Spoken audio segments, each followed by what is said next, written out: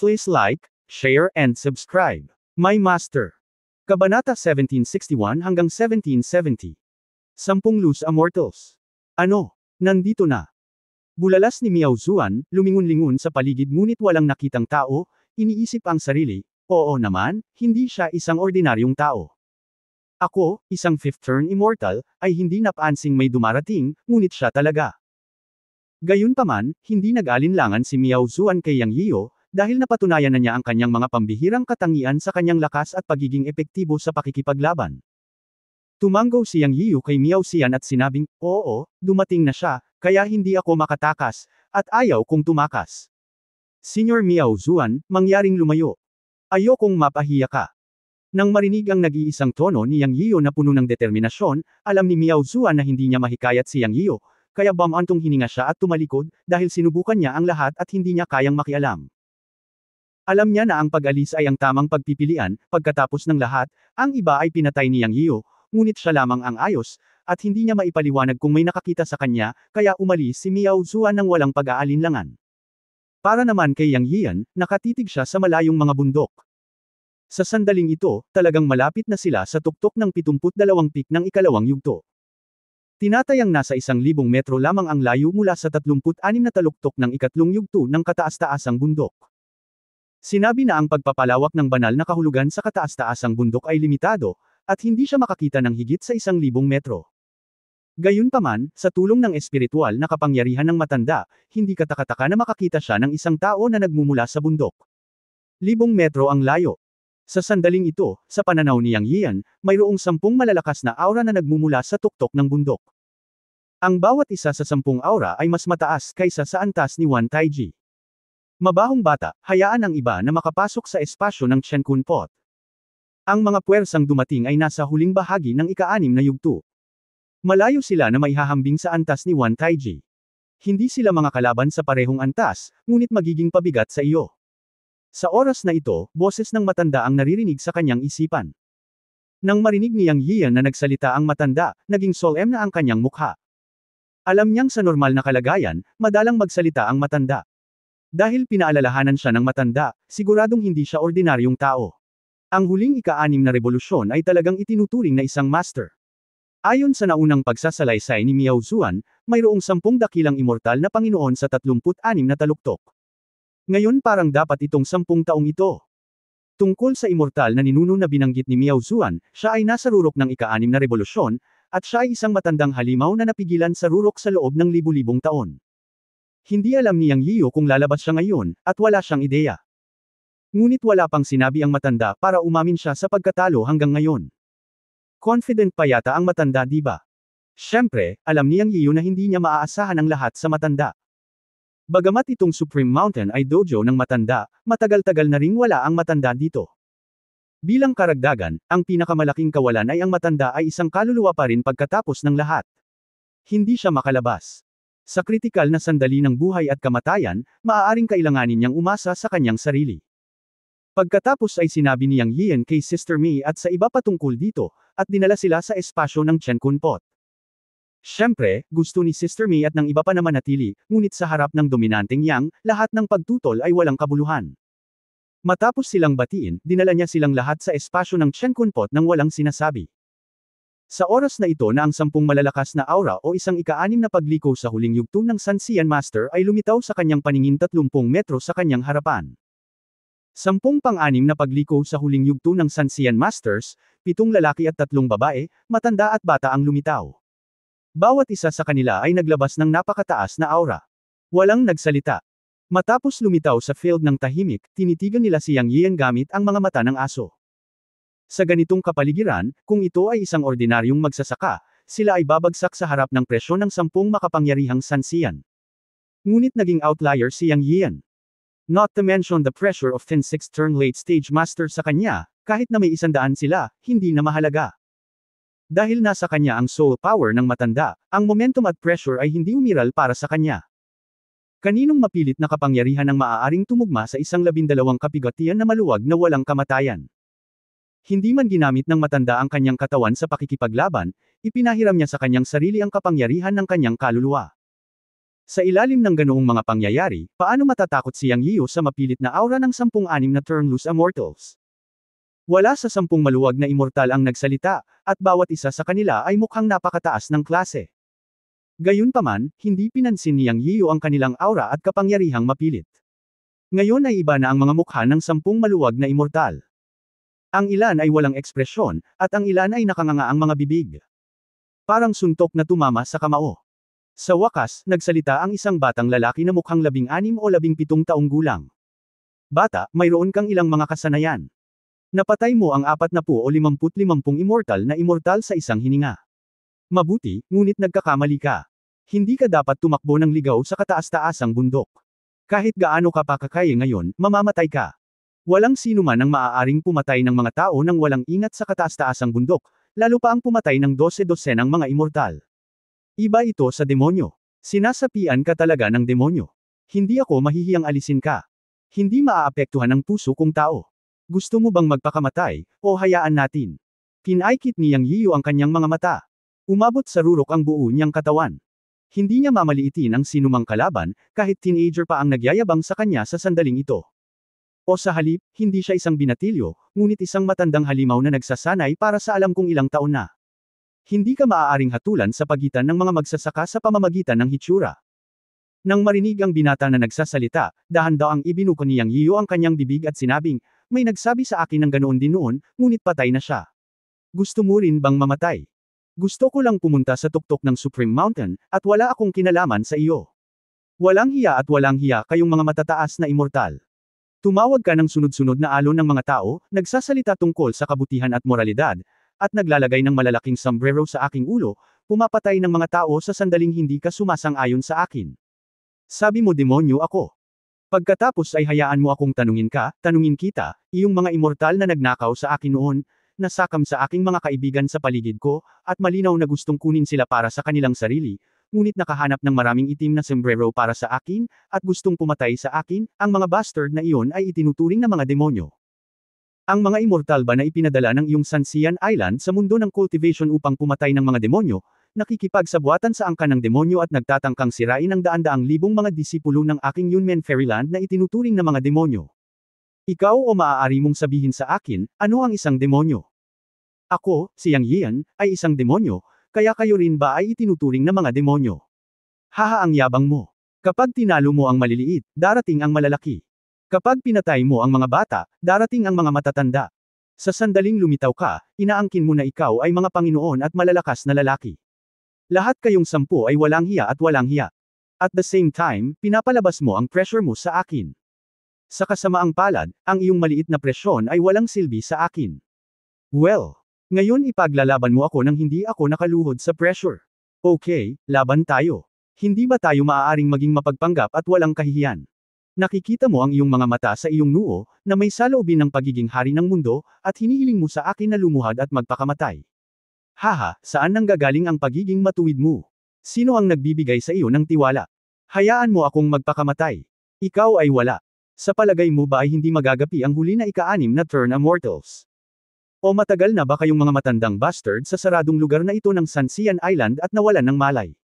Hayaan mong sabihin ko sa iyo, nakapatay ako ng 6 turn Sansian sa isang banda. Kung gusto mong lumaban, bilasan mo, wag mong gawin yung mga pekeng bagay na yan, ngayon lang ako naniniwala sa kamao, ngayon gusto mo akong magpakamatay, gusto ko din kayong ipadala sa impyerno mga bastos, patayan lang yan, Terrell na kung may lakas ka ng loob. Siyang ay nakaharap sa 10 nakakalat na immortal sa huling yugto ng ika-6 na revolusyon. Habang nagmumura siya, mas naging makinis ito, at lalong nagagalit. Naging siya. Sa katunayan, ito talaga ang nangyari. Ano man ang mangyari, ang mga nakakalat na immortal na ito ay pawang mula sa grupo ng sekta, at lahat sila ay may sariling maliliit na bilog. Sila ay walang hiya. Sinabi nila na naghahanap sila ng paghihiganti, ngunit ang puot sa huli ay sanhi ng mga puwersa ng mga banal na lupain na naghahanap ng gulo sa kanya. Maging sila ay mga tao mula sa mga banal na lupain ng mundo ng paglilinang o nakakalat na mga immortal mula sa mga banal na lupain tulad ng nakakalat na immortal na isla, lahat sila ay pareho. Kaya't ang galit sa puso niyang nang siya ay magmura ay hindi lamang hamupa dahil siya ay pumatay ng 12-dosenang mga nagkalat na immortal ng ika-5 revolusyon, ngunit ito ay lalo pang nagalit. Walang paraan. Ang mga taong ito ay masyadong nakakairita at masyadong mapang-api. Ang mga malalaking amo, ang malalakas at mahihina, ay pawang matataas at makapangyarihan sa sandaling ibuka nila ang kanilang mga bibig, na may kasuklam-suklam na mukha na kumokontrol sa buhay at kamatayan, at sinabihan kang mamatay o mabuhay. Ang pakiramdam at saloobin na ito ay naging dahilan upang hindi komportable si Yang. Ikaw. Itinaas ng mukhang batang walang kamatayan ang kanyang daliri at itinuro si Yang Yiyo, hindi makapagsalita. Ang isa pang immortal ay may mapatla at asul na ekspresyon sa kanyang mukha. Hindi niya matiis na isumpa ni Yang Yiyo. Sa kanilang monestikong buhay, tila walang sino man ang sumumpa sa kanila ng ganito. Kabanata 1762, isang bali lang. Hindi alam ng isang junior kung gaano kataas ang langit at kung gaano kalalim ang lupa. Bakit mag-aaksaya ng oras sa pakikipag-usap sa kanya? Patayin mo na lang siya. Kaya ba niyang baligtarin ang mundo? Patayin. Sa sandaling ito, direktang nagsalita ang isang malakas na lalaki na tila isang tore na bakal. Halatang mainit ang ulo niya. Sa lalong madaling panahon. Nang bumagsak ang salitang, patayin, nanguna ang malakas na lalaki. Siya ay humakbang pasulong at nagpakita sa tabi ni Yang Yiyo sa susunod na sandali. Siya ay umungal at binasag ang kanyang kamao na kasing laki ng kas-arrow sa mukha ni Yang Yiyo. Nang makitang sumusuntok ang malaking lalaki, biglang lumiit ang mga mag-aaral ni Yang Yiyo. Totoong iba ang lakas ng mga nagkalat na immortal na ito sa huling yugto ng ika-6 na pagbabagong anyo. Ang tinatawag na sulyap sa buong leopardo ay ganito. Sa pagtingin sa malakas na tao tulad ng isang bakal na tore, na humakbang nang hindi gumagamit ng anumang mana at agad na nagpakita sa kanyang harapan na parang teleportasyon, alam ni Yang Yiyo na ang 10 dakilang nakakalat na immortal ay higit na nakahihigit sa antas ni Wan Taiji. Bagamat parang dalawang maliit na kaharian lamang ang magkahiwalay, ang kasabihang ang isang pangunahing kaharian ay isang patong ng langit ay hindi walang kabuluhan. Ang unang yugto at ang gitnang yugto, ang gitnang yugto at ang huling yugto, ang huling yugto at ang rurok ng mahusay na pagiging perpekto ay lahat ng malalaking puwang sa lakas. Ito ay lalo na halata para sa mga magsasaka ng antas na ito. Ang katawan ni Yang Yiyo ay natatakpan ng makulay na halo, at pinaandar niya ang kanyang makukulay na damit na kayamanan. Malamig siyang sumangot at itinaas ang ulo para suntukin ang taong bakal na tore. Hindi niya ginamit ang espiritual na kapangyarihan ng matanda, ngunit nais niyang subukan ang kanyang sariling lakas upang makita kung kaya niyang labanan ang mga huling immortal na ika-6 na pagliko, o gaano kalaki ang pagkakaiba.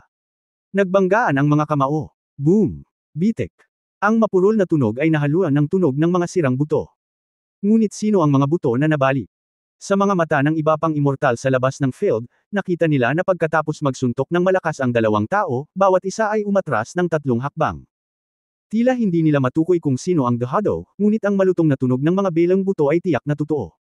Malinaw nilang nasasabi na ang isa sa dalawang tao ay The Huddle. Si Yang Yiyo ba o ang taong Iron Tower? Tila napaatras silang dalawa ng 3 hakbang at pantay-pantay, ngunit sa katunayan ay hindi ito ang kaso. Ang 9 na immortal ay tumitig sa dalawang tao sa susunod na sandali, at nasasabi nila sa pamamagitan ng mga detalye.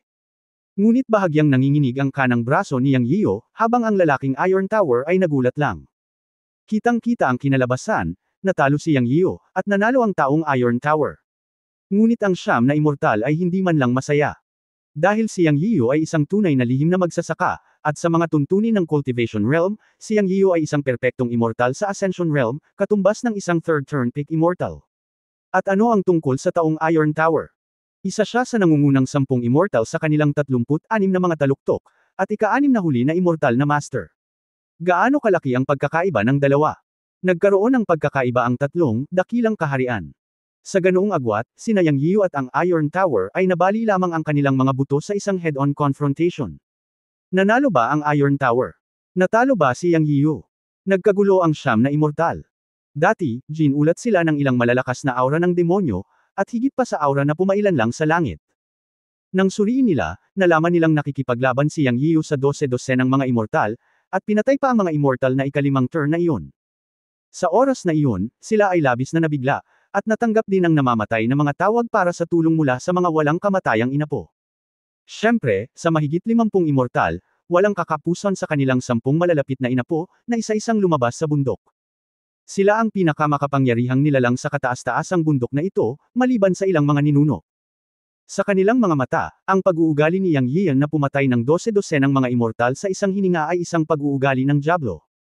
Tulad ng pagmumura ni Yang Yiyan, hindi niya isinasaalang-alang ang anumang dahilan o tanong kung sino ang tama o mali. Matapos ang mahabang panahon sa mataas na lugar, nakasanayan na nilang gumawa ng mga bagay na may mapagkonsensya. Lumabas sila ng bundok, mahalagang patayin si Yang Yian. Siyempre, ang mga matandang immortal na ito na nagsanay sa loob ng maraming taon ay ang pinakanakapagligtas sa mukha. Bagamat lahat ng 10 tao ay lumabas upang magdulot ng kaguluhan para kay Yang Yian, hindi sila sapat na walang hiya upang sumugod. May mukha sila, kung hindi ay napatay nila si Yang Yian kasama ang taong Iron Tower.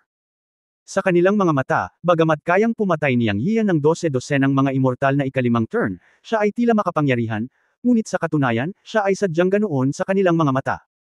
Naisip pa nila na kayang patayin ni Yang Yian ang 12-dosenang mga immortal at ang mga demon cultivator sa paligid niya, na hindi isang bagay na kayang patayin ni Yang Yian ng mag-isa.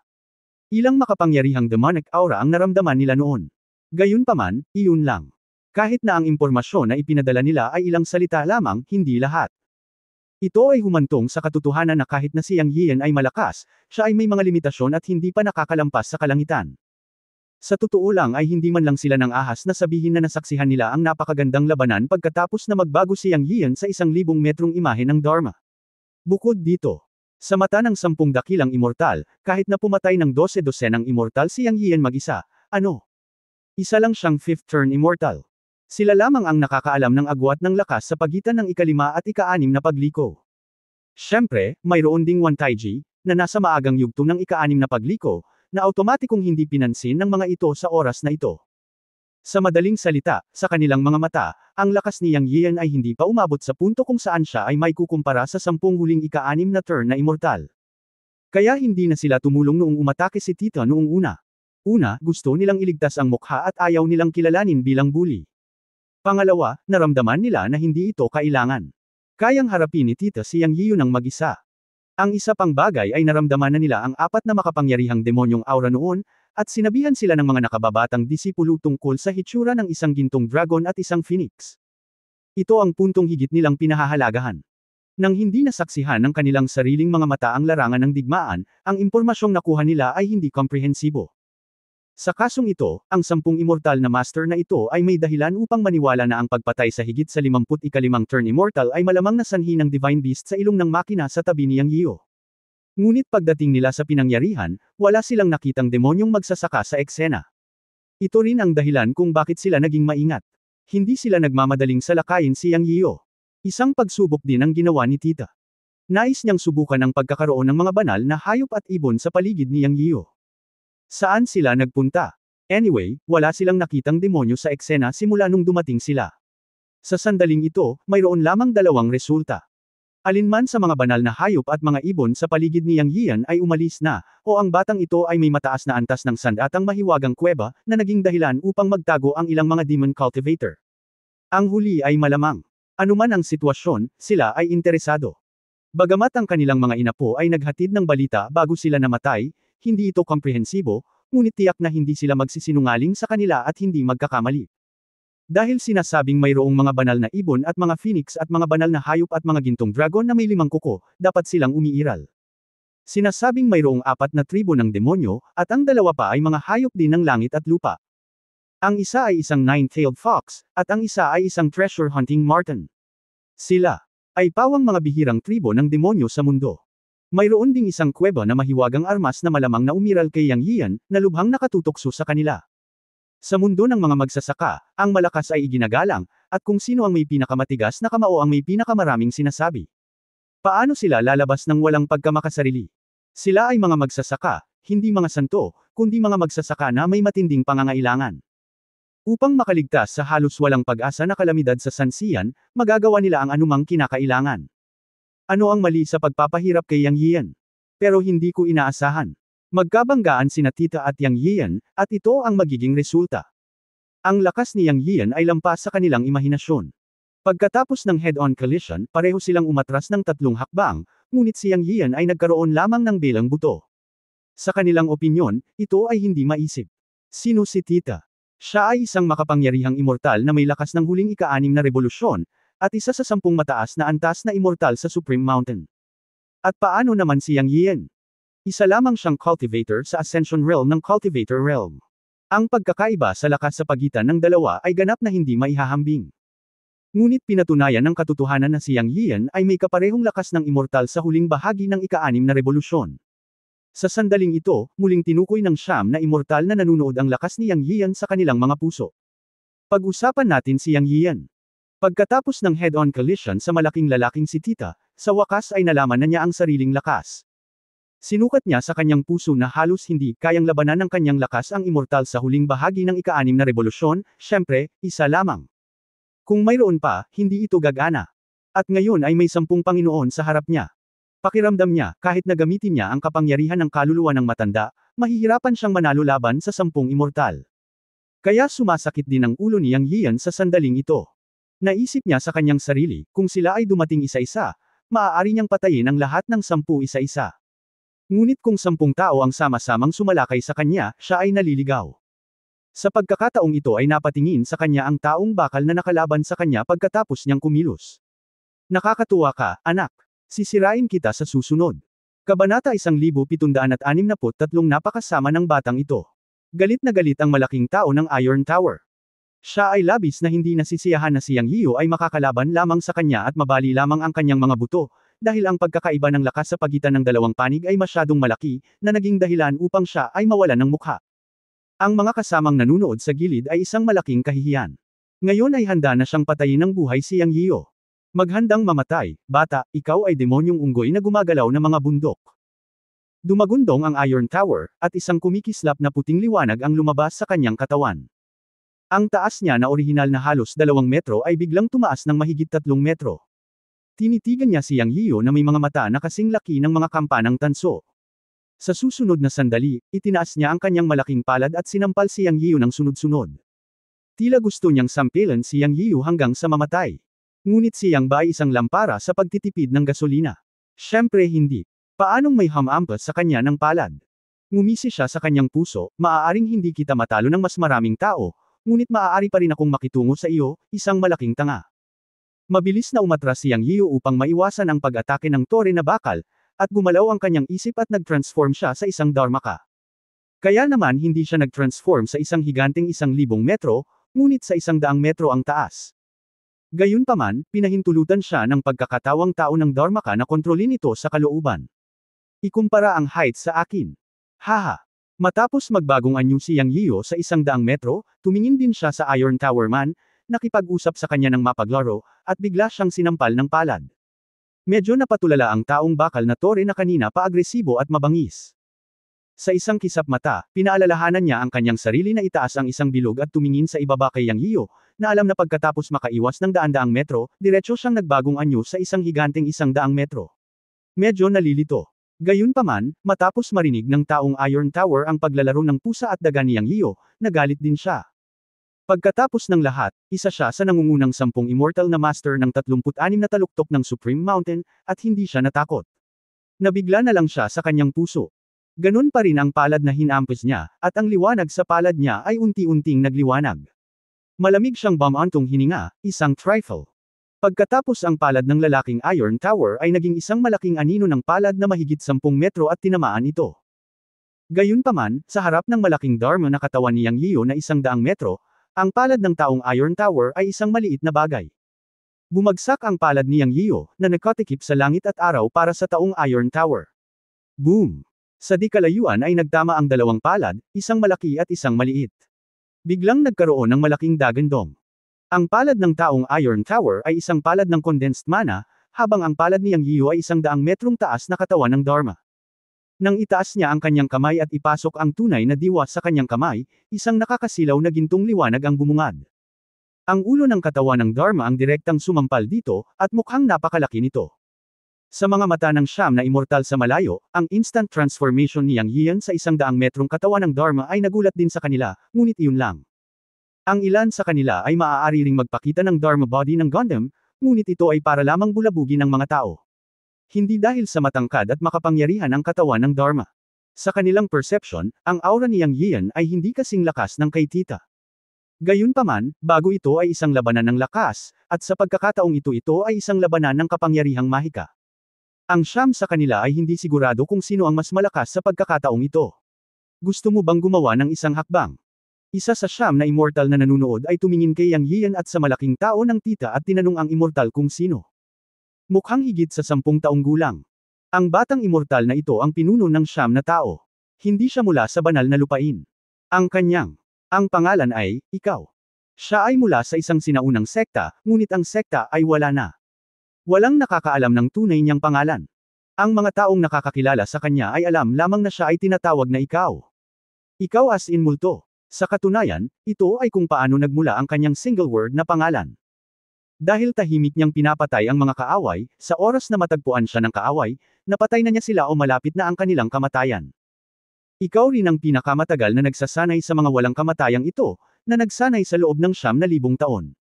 Ang kanyang lakas, paglilinang, paraan, mahiwagang kapangyarihan, kaalaman, at iba pa, ay lahat ang pinakamalakas sa mga immortal na ito. Sa makatuwid, sa 10 dakilang immortal, ikaw ang pinuno ng walang sinumang kailangang banggitin ito.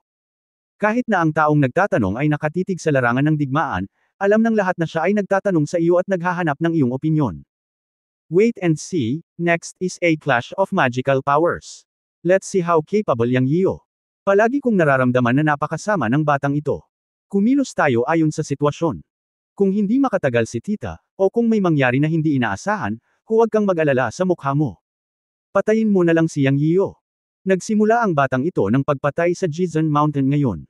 Siyempre, mayroon siyang mga dahilan, ngunit ito ay Jizan Mountain pagkatapos ng lahat, ang espiritual na simbolo ng Sanxian Island, at ang dojo ng Changxi Jizan. Kahit na hindi pa namin nakikita si Jizan, proud na proud pa rin kami sa kanya. May mga alamat ng Supremo sa bawat lugar sa Sanxian Island. Tayong mga Sanxian ay mga taong hinahamak ng langit na daw. Ang Sanxian Tribulation ay nangyayari isang beses bawat 1,000 taon, at bawat oras ay mas malakas kaysa sa nakaraan. Gaano karaming mga tao ang makakarating sa wakas at makaligtas sa 12 kapigatian? Sa modernong kasaysayan, ang mga gawa lamang ng Changxi Supreme ang naipasa, at walang Supreme Spirit. Kung wala siya, paano tayo nagpapatuloy sa ika-6 na antas? Pinatay ni Yang Yian ang mga tao sa Supreme Mountain, na isang kalapastanganan laban sa Supreme Mountain at Changxi Supreme, at dapat siyang patayin. Pagkatapos mong magsalita, kumislap ang mga mata niya sa kinang at patuloy niyang binibigyang pansin ang eksena. Walang nakakaalam kung ano ang iniisip niya. Kung tutuusin, mukha siyang teenager, pero alam ng mga nakakakilala sa kanya na maihahalin tulad siya sa isang multo. May mga chismis din na ikaw ang unang tao sa ilalim ng ilang mga ninuno ng Sanxian Island. Ang sinumang pinupuntirya mo ay hindi magkakaroon ng magandang wakas. Siya ang multo ng mundo ng Sanxian. Ito ay sinabi ng lahat ng mga ninuno ng Sanxian, o gumawa sila ng mga katulad na komento tungkol sa iyo. Si Yang Yiyu ay nakikipaglaban sa oras na ito, ngunit sa kasamaang palad ay hindi niya narinig ang mga salita ni Yu, kung hindi ay maluha-luha siya. Dahil sa mga salita ni Yu, ang pagpatay sa kanya ay para protektahan ang Supreme Mountain, o para protektahan ang matandang si Yun Changxi. Mukhang mas mahina ang aura ni Yang Yiyu kaysa kay tita. Baka mapunit siya ni tita sa susunod na segundo. Hindi sapat ang imahe ng Dharma para takutin ang mga tao. Sabi ng isa pang Sanxian. Natatakot ako na hindi ganoon ka-simple. Ang batang ito ay may ganoong lakas sa mababang antas ng paglilinang na kaya niyang harapin si tita ng direkta. Maraming mga henyo sa mundo, ngunit si Yang Yiyu ay talagang isang outlier sa mga outlier. Mabagal na nagsalita ang isa pang tao. The more this is the case, the more na kailangan natin siyang patayin. Kung hindi, magiging malaking disaster siya paglaki niya. Dapat siyang mamatay ngayon. Kung hindi, kapag lumabas ang balita, ang ating sekta ay pagtatawanan ng mga independenteng magsasaka. Nakakaibang sabihin na sa sobrang kaguluhan sa kataas-taasang bundok, bakit hindi makalabas ang mga independenteng magsasaka na iyon? Hehe, hindi naman sa hindi sila lumabas, pero nasa dilim sila pagkalabas, baka naghihintay na makita tayong magpakatanga. Ang mga bastard na iyon, na napakaranggal at mapagmataas sa sarili, ay nagsasabi na wala silang pakialam sa mga makamundong gawain at nakatuon sila sa pagsasanay ng Taoismo, ngunit kapag nakatagpo talaga sila ng ilang likas na kayamanan, tumakbo sila ng mas mabilis kaysa sa atin. Hindi na kailangang sabihin pa, kahit na pagtawanan nila tayo ng ilang araw, kailangan nating patayin ang batang iyon. Paghaharap. May nagpaalala, naputol ang usapan ng lahat. Ang sitwasyon sa field sa sandaling ito ay pamilyar at patuloy na nagbabago. Hinaampas ni Yang Yiyu ang isang malaking palad ng imahe ng Dharma, na direktang konektado sa mahiwagang palad ng taong bakal na tore. Sa una, malinaw niyang nakita na ang taong bakal na tore ay puno ng pang-aalipusta, at tila may lubos na pagtitiwala na maaari niyang basagin ang kanyang imahe ng Dharma sa isang palad. Sa ibabaw, ito ay mukhang ganoon. Akala niya ay mas mahina ang aura na ipinakita niya kaysa sa Iron Tower Man. Pero, kapag umatake siya, sinasadya niya. Dahil iyon ang gusto niyang epekto. Gusto niyang maparalisa ang nalilitong Iron Tower Man. Gusto niya itong patayin sa isang sorpresang pag-atake sa kritikal na sandali. Napakasimple ng ideya ni Yang. Pagkatapos ng laban, bigla niyang idinagdag ang espiritual na kapangyarihan ng matanda. Naniniwala siya na pagkatapos ng isang palad, kahit na hindi niya mapatay ang Iron Tower Man, siya ay mapilayan. Kapag magkaharap ang dalawang palad, sinabi ni Yang, Eternal Supreme. Sa isang iglap, na-activate niya ang kapangyarihan ng batas para mag-fuse at may segowa ang pangalawang galaw ng mahiwagang kapangyarihan ng 12 Supremes, ang Eternal Supreme, na matagal nang nakaimbak. Sa isang iglap, pinagsama niya ang tatlong handprint ng Eternal Supreme sa isa. At pinaganya niya ang espiritual na kapangyarihan ng matanda sa kanyang palad. Matapos ang isang dagandong, binasag niyang ang palad ng taong Iron Tower ng isang malakas na suntok, at sinampal ang lalaking Iron Tower ng direkta mula sa itaas, tulad ng isang bundok na dumidiin pababa sa kanyang ulo. Siyempre, nang i-activate ang walang kamatayang pinakamataas na mahiwagang kapangyarihan at ang espiritual na kapangyarihan ng matandang lalaki, isang walang kapantay at malakas na momentum ang nagsimulang lumabas sa pagitan ng langit at lupa. Ang siyam na nakakalat na immortal na nanunood ng labanan sa kabilang panig ay agad na naramdaman ang malakas na aura na sumabog mula kay Yang Yiu. Naku, may kakaiba, iligtas ang Iron Tower. Pagkalabas, sabay-sabay na lumipad ang siyam na nakakalat na immortal. Gayunpaman, ang mga kalkulasyon niyang ay nanatiling pareho, paano niya hahayaan silang magligtas ng mga tao? Huli na ang lahat. Boom! Isang malakas na tunog na yumanig sa lupa ay umalangaw-ngaw, at ang buong lupa ay nanginginig. Bumagsak si Yang Yiu sa Supreme Mountain gamit ang isang palad at direktang sinampal ang Iron Tower, at lumitaw ang isang malaking hukay na higit sa 30 metro. Kabanata 1764, Labanan laban sa 9 Loose Immortals. Paano kung ang Iron Tower man ay isang master ng huling ika-6 na revolusyon? Sasampalin pa kita hanggang mamatay. Subukan mong magpakitang gilas. Sa pagpapala ng kaluluwang kapangyarihan ng matanda at ang pinakamataas na mahiwagang kapangyarihan sa kamay, ang matagumpay na Iron Tower man ay natural na nasa isang trahedya. Sa isang sampal, ang lupa ay direktang isang malaking hukay, at ang hukay ay ginawa ang Iron Tower man na naging isang meat pie, na hindi makalaban. Ngunit pagkatapos ay muli, siyang ay isang tipikal na taong mapanlinlang. Sinong mag-aakala na bigla na lang siyang sasabog sa sobrang lakas sa huling sandali? Ang pagpapala ng kapangyarihan ng kaluluwa ng 12 kapigatian na Loose Immortal, kahit na ang kaluluwa ay nasira, ay malayong labanan ng Iron Tower man, isang Loose Immortal ng ika-6 na revolusyon. Marahil kung ang Iron Tower man ay naging lubhang mapagbantay sa simula, maaari niyang labanan o iwasan ang huling minutong pag-atake ni Yang Yiu. Sa kasamaang palad, ang Iron Tower man ay minamaliit si Yang Yiu sa simula, at nagalit din at napahiya sa unang pag-atake. Normal para sa kanya na sa huli ay sampilan siya ni Yang Yiu hanggang sa mamatay. Napakalakas ng aura ni Yang Yiu sa sandaling ito kaya nagulat ang siyam na nakakalat na immortal na nanunood ng labanan. Pagkatapos ng galit na sigaw ng, ikaw, ang siyam na nakakalat na immortal ay sabay-sabay na sumalakay at sumugod kay Yang Yiu, sinusubukang iligtas ang Iron Tower man, ngunit huli na sila ng isang hakbang. Pinagmasdan nila ang napakabilis ng kidlat na palad ni Yang Yiu na tumama sa Iron Tower man at direktang sinampal ito hanggang sa mamatay. Anyway, naramdaman nilang siyam na nawala ang aura ng Iron Tower man. Ang kapangyarihan ng isang palad ay direktang pumatay sa Iron Tower man. Anong klaseng kapangyarihan ito? Ito ba ang rurok ng ika-6 na pagbabago? Malinaw nilang naramdaman na ang aura ni Yang Yian ay mas mahina kaysa kay tita. Totoo rin noong una silang nag-away. Ang mga buto ng kamay ni Yang Yian ay nabali ni tita. Nang lumaban sila sa pangalawang pagkakataon, naramdaman pa rin nila na ang aura ni Yang Yian ay mas mahina kaysa kay tita. Pero, sinong mag-aakala na haantong sa ganito? Halata na ang kapangyarihan ni Yang Yian ay biglang sumabog ng husto sa isang iglap, na para bang may nagbigay ng lakas kay Yang Yian, at ang puwersa na sumabog mula sa kanyang katawan ay panlabas. Kaya't ang lalaking tita ay sinampal hanggang sa mamatay ni Yang Yian. Bagamat gustong iligtas siya ng siyam na nakakalat na immortal, wala silang panahon. Pinanood nila ang lalaking tita na direktang hinampas sa hukay ng palad ni Yang Yian, ngunit naramdaman ng lahat na wala na ang buhay ng lalaking tita. Dahil sa kapangyarihan ng palad, napatigil, nabigla at nagalit ang siyam na nagkalat na immortal. Sila humarap sa isa't isa kay Yang Yian, nakatingin sa napakalaking dharma na katawan ni Yang Yian na may taas na 100 metro, at ang siyam na nakakalat na immortal ay may komplikadong mga mata. Nagulat sila at nagalit. Nagulat sila na si Yang Yiu ay talagang may nakatagong kapangyarihan. Ang kapangyarihan na pinakawalan ay sapat na upang makipagkumpetensya sa kanila, ang huling ika-6 na pagliko ng mga immortal, at kahit na malimpasan sila. Sila ay nagalit dahil pinatay ni Yang Yiyo ang isa sa kanilang mga kasama sa isang palad ng walang pag-aalinlangan, at ang 9 na immortal ay pinanood ang kanilang kasamang pinatay. Ang suntok na ito ay parang isang malakas na sampal sa kanilang mga katawan. Masakit at nakakahiya. Naging purple ang mga mukha nila. Si Yang Yiyo ay nakatayo sa malayo, nakatingin sa 9 na immortal. Nakaramdam siya ng sobrang saya nang makita ang mga ekspresyon ng mga ito. Siyempre, alam din niya na ang susunod na hakbang ay isang tunay na matinding labanan. Sa basbas ng soul power ng matanda, wala siyang problemang kalabanan ang isa sa mga immortal. Ngunit kung magsama-sama ang 9 na immortal, wala siyang tiwala sa lahat. Pero ngayong umabot na sa ganito, wala nang dapat ikatakot kung mag-aaway sila. Naniniwala siya na sa suporta ng matanda, hindi ito magiging masyadong trahedya. Bukod dito, puno siya ng sama ng loob sa mga sekta at immortal na ito. Masyadong mapang-api ang mga bastos na ito.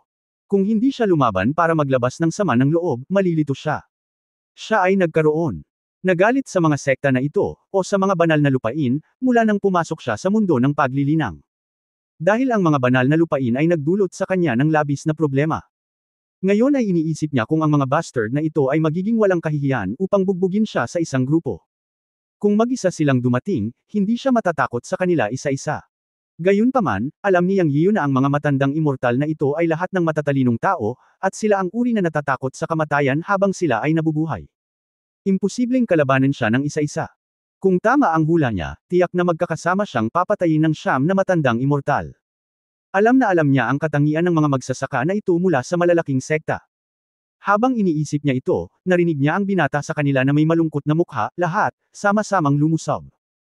Ang batang ito ay puno ng masasamang espiritu at may labis na karahasan. Pumasok na siya sa daan ng dyablo.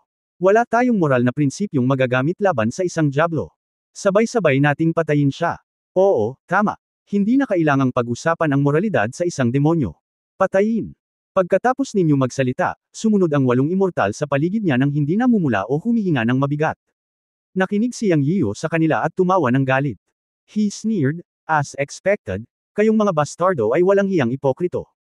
Kung hindi kayo sigurado sa pakikipaglaban sa akin ng mag-isa, sabihin mo lang kung gusto mong umatake ng grupo-grupo. Bakit ba napaka-ipokrito mo at nilagyan mo ako ng malaking sombrero? Sayang talaga ang oras. Gamitin ang anumang paraan na mayroon ka. Ayokong gawin mo yun. Ngayon, mamatay man ako o kayong mga bastard ay mapupunta sa impyerno. Bata, maghanda ka ng mamatay. Malungkot ang mukha mo, at sumugod siya ng may dagandong. Ang iba pang 8 nakakalat na immortal sa likod niya ay kumalat din at kinubkob si Yang Yiyo mula sa lahat ng direksyon. Ang isa sa kanila ay umungal, at ang kanyang buong katawan ay nagniningning sa puting liwanag. Ito ay ang magic power sa likod niya na condensed sa isang multo, katulad ng estatwa ng buhay na bituin. Ang iba pang nakakalat na mga immortal ay nagpakita rin ng kanilang mga sandatang mahika sa kanilang mga kamay, at ipinakita ang kanilang mga kapangyarihan sa mahika. Ilang sandali, isang malakas na aura sa field ang tumaas sa langit. Grabe ang eksena. Ang 9 na nakakalat na immortal sa huling yugto ng ika-6 na revolusyon ay nagsimulang maglunsad ng magkasanib na pag-atake kay Yang Yiyo. Si Yang Yiyo ay may maluwag na ekspresyon sa kanyang mukha, ngunit siya ay napaka-alerto sa kanyang puso. Alam niyang kaharap niya ang 9 na nakakalat na immortal sa huling yugto ng ika-6 na revolusyon, hindi mga ordinaryong magsasaka. Hindi. Upang banggitin ang ika-5 turn na nakakalat na mga immortal. Ang agwat sa pagitan ng ika-6 at ika-5 pagliko ay ang agwat sa pagitan ng langit at lupa. Walang puwang ang kawalang ingat. Bagamat ipinahiram sa kanya ng matanda ang kapangyarihan ng kaluluwa, ito ay limitado. Sa sandaling ito, ang matanda ay hindi matatalo. Siya lamang ang pagkakaroon ng kanyang kaluluwa sa palayok ng Chen Kun. Sa katunayan, alam ni Yang Yiyo na kahit na direktang kunin ng matanda ang kanyang katawan upang lumaban, humarap sa isang malakas na kaaway, hindi lahat ay maaaring talunin siya. Siya ay nagsasanay ng Taoismo sa lahat ng paraan, at ang matanda ay nagpunas ng kanyang puwet. May ilang beses talaga na ginagamit niya ang kapangyarihan ng kaluluwa para takutin ang mga tao. Hindi ito ang tunay na lakas. Kung talagang makapangyarihan ang matanda, hindi niya matatakot ang kalaban, ngunit ayon sa kanyang katangian na hindi pinapayagan ng buhangin sa kanyang mga mata, direkta niyang papatayin at sisirain ang kalaban. Kaya sa oras na ito, alam ni Yang Yiyo na maaaring walang reserbasyon. With a move in his heart, all the magic powers that can be used are activated. Ang star statue, ang Donghuang Bell, ang gate ng Nether City, at ang kapangyarihan ng pinagmumula ng tubig sa katawan ay sumabog lahat. Matagal na rin siyang pinaghandaan, bagamat kaya niyang lumaban. Sa pagharap sa siyam na nakakalat na immortal na nagmumula sa lahat ng direksyon, pinagmamasdan ng bawat isa sa kanila na bumubulusok ng may malakas na puwersa para salakayin siya, pinaandar ni Yang Yian ang lahat ng defensive power at hindi nang ahas na maging pabaya. Sa susunod na sandali na ikanaway niya ang kanyang mga kamay, ang kapangyarihan ng batas ay tumagos sa kanyang katawan at sumanib sa kapangyarihan ng mahika, at siya ay lumaban. Vajra Supreme. Buhay na walang hanggan Supremo. Labanan ang Supremo. Sa isang hininga, ginawa ni Yang Yiyu ang pagsasanib ng tatlong pinakamataas na kapangyarihan ng mahika, tatlong handsil para sa bawat kapangyarihan ng mahika. Ngayon sa pagpapala ng kapangyarihan ng kaluluwa ng matanda, maaari niyang pagsamahin ang mga handsil ng bawat pagbaril ng magic power sa kalooban, at sa wakas ay gawing makapangyarihan, na ang kapangyarihan ay tumaas ng husto. Kahit na may basbas ng soul power ng matanda, magagawa lang niya ang tatlo sa magic powers ng 12 Supremes sa isang hininga. Ang tatlong magic powers ay sumambulat sa tatlong direksyon, na bumubuo ng layout ng Three Talents Formation, na maaaring mag-maximize ng pag-atake at depensa. Siyam na Immortal. Sa pagharap sa pinagsamang pag-atake ng siyam na Immortal, naramdaman ni Yang Yiyu ang malakas na palpitation. Walang paraan na ang siyam na Immortal ay masyadong makapangyarihan. May 10 tao ang naghihintay sa eksena para ilabas ang kanilang kapangyarihan. Nakatingin mula sa malayo, ang malaking katawan ni Yang Yiyu na 100 metro ay nakatayo sa mundo, at ginamit ng siyam na immortal ang kanilang mahiwagang kapangyarihan upang palibutan siya. Ang malakas na kapangyarihan ng mahika ay isa-isa na sumabog, na direktang bumubuo ng isang bagyo ng enerhiya. Ang sentro ng bagyo ay si Yang Yiyu. Madilim.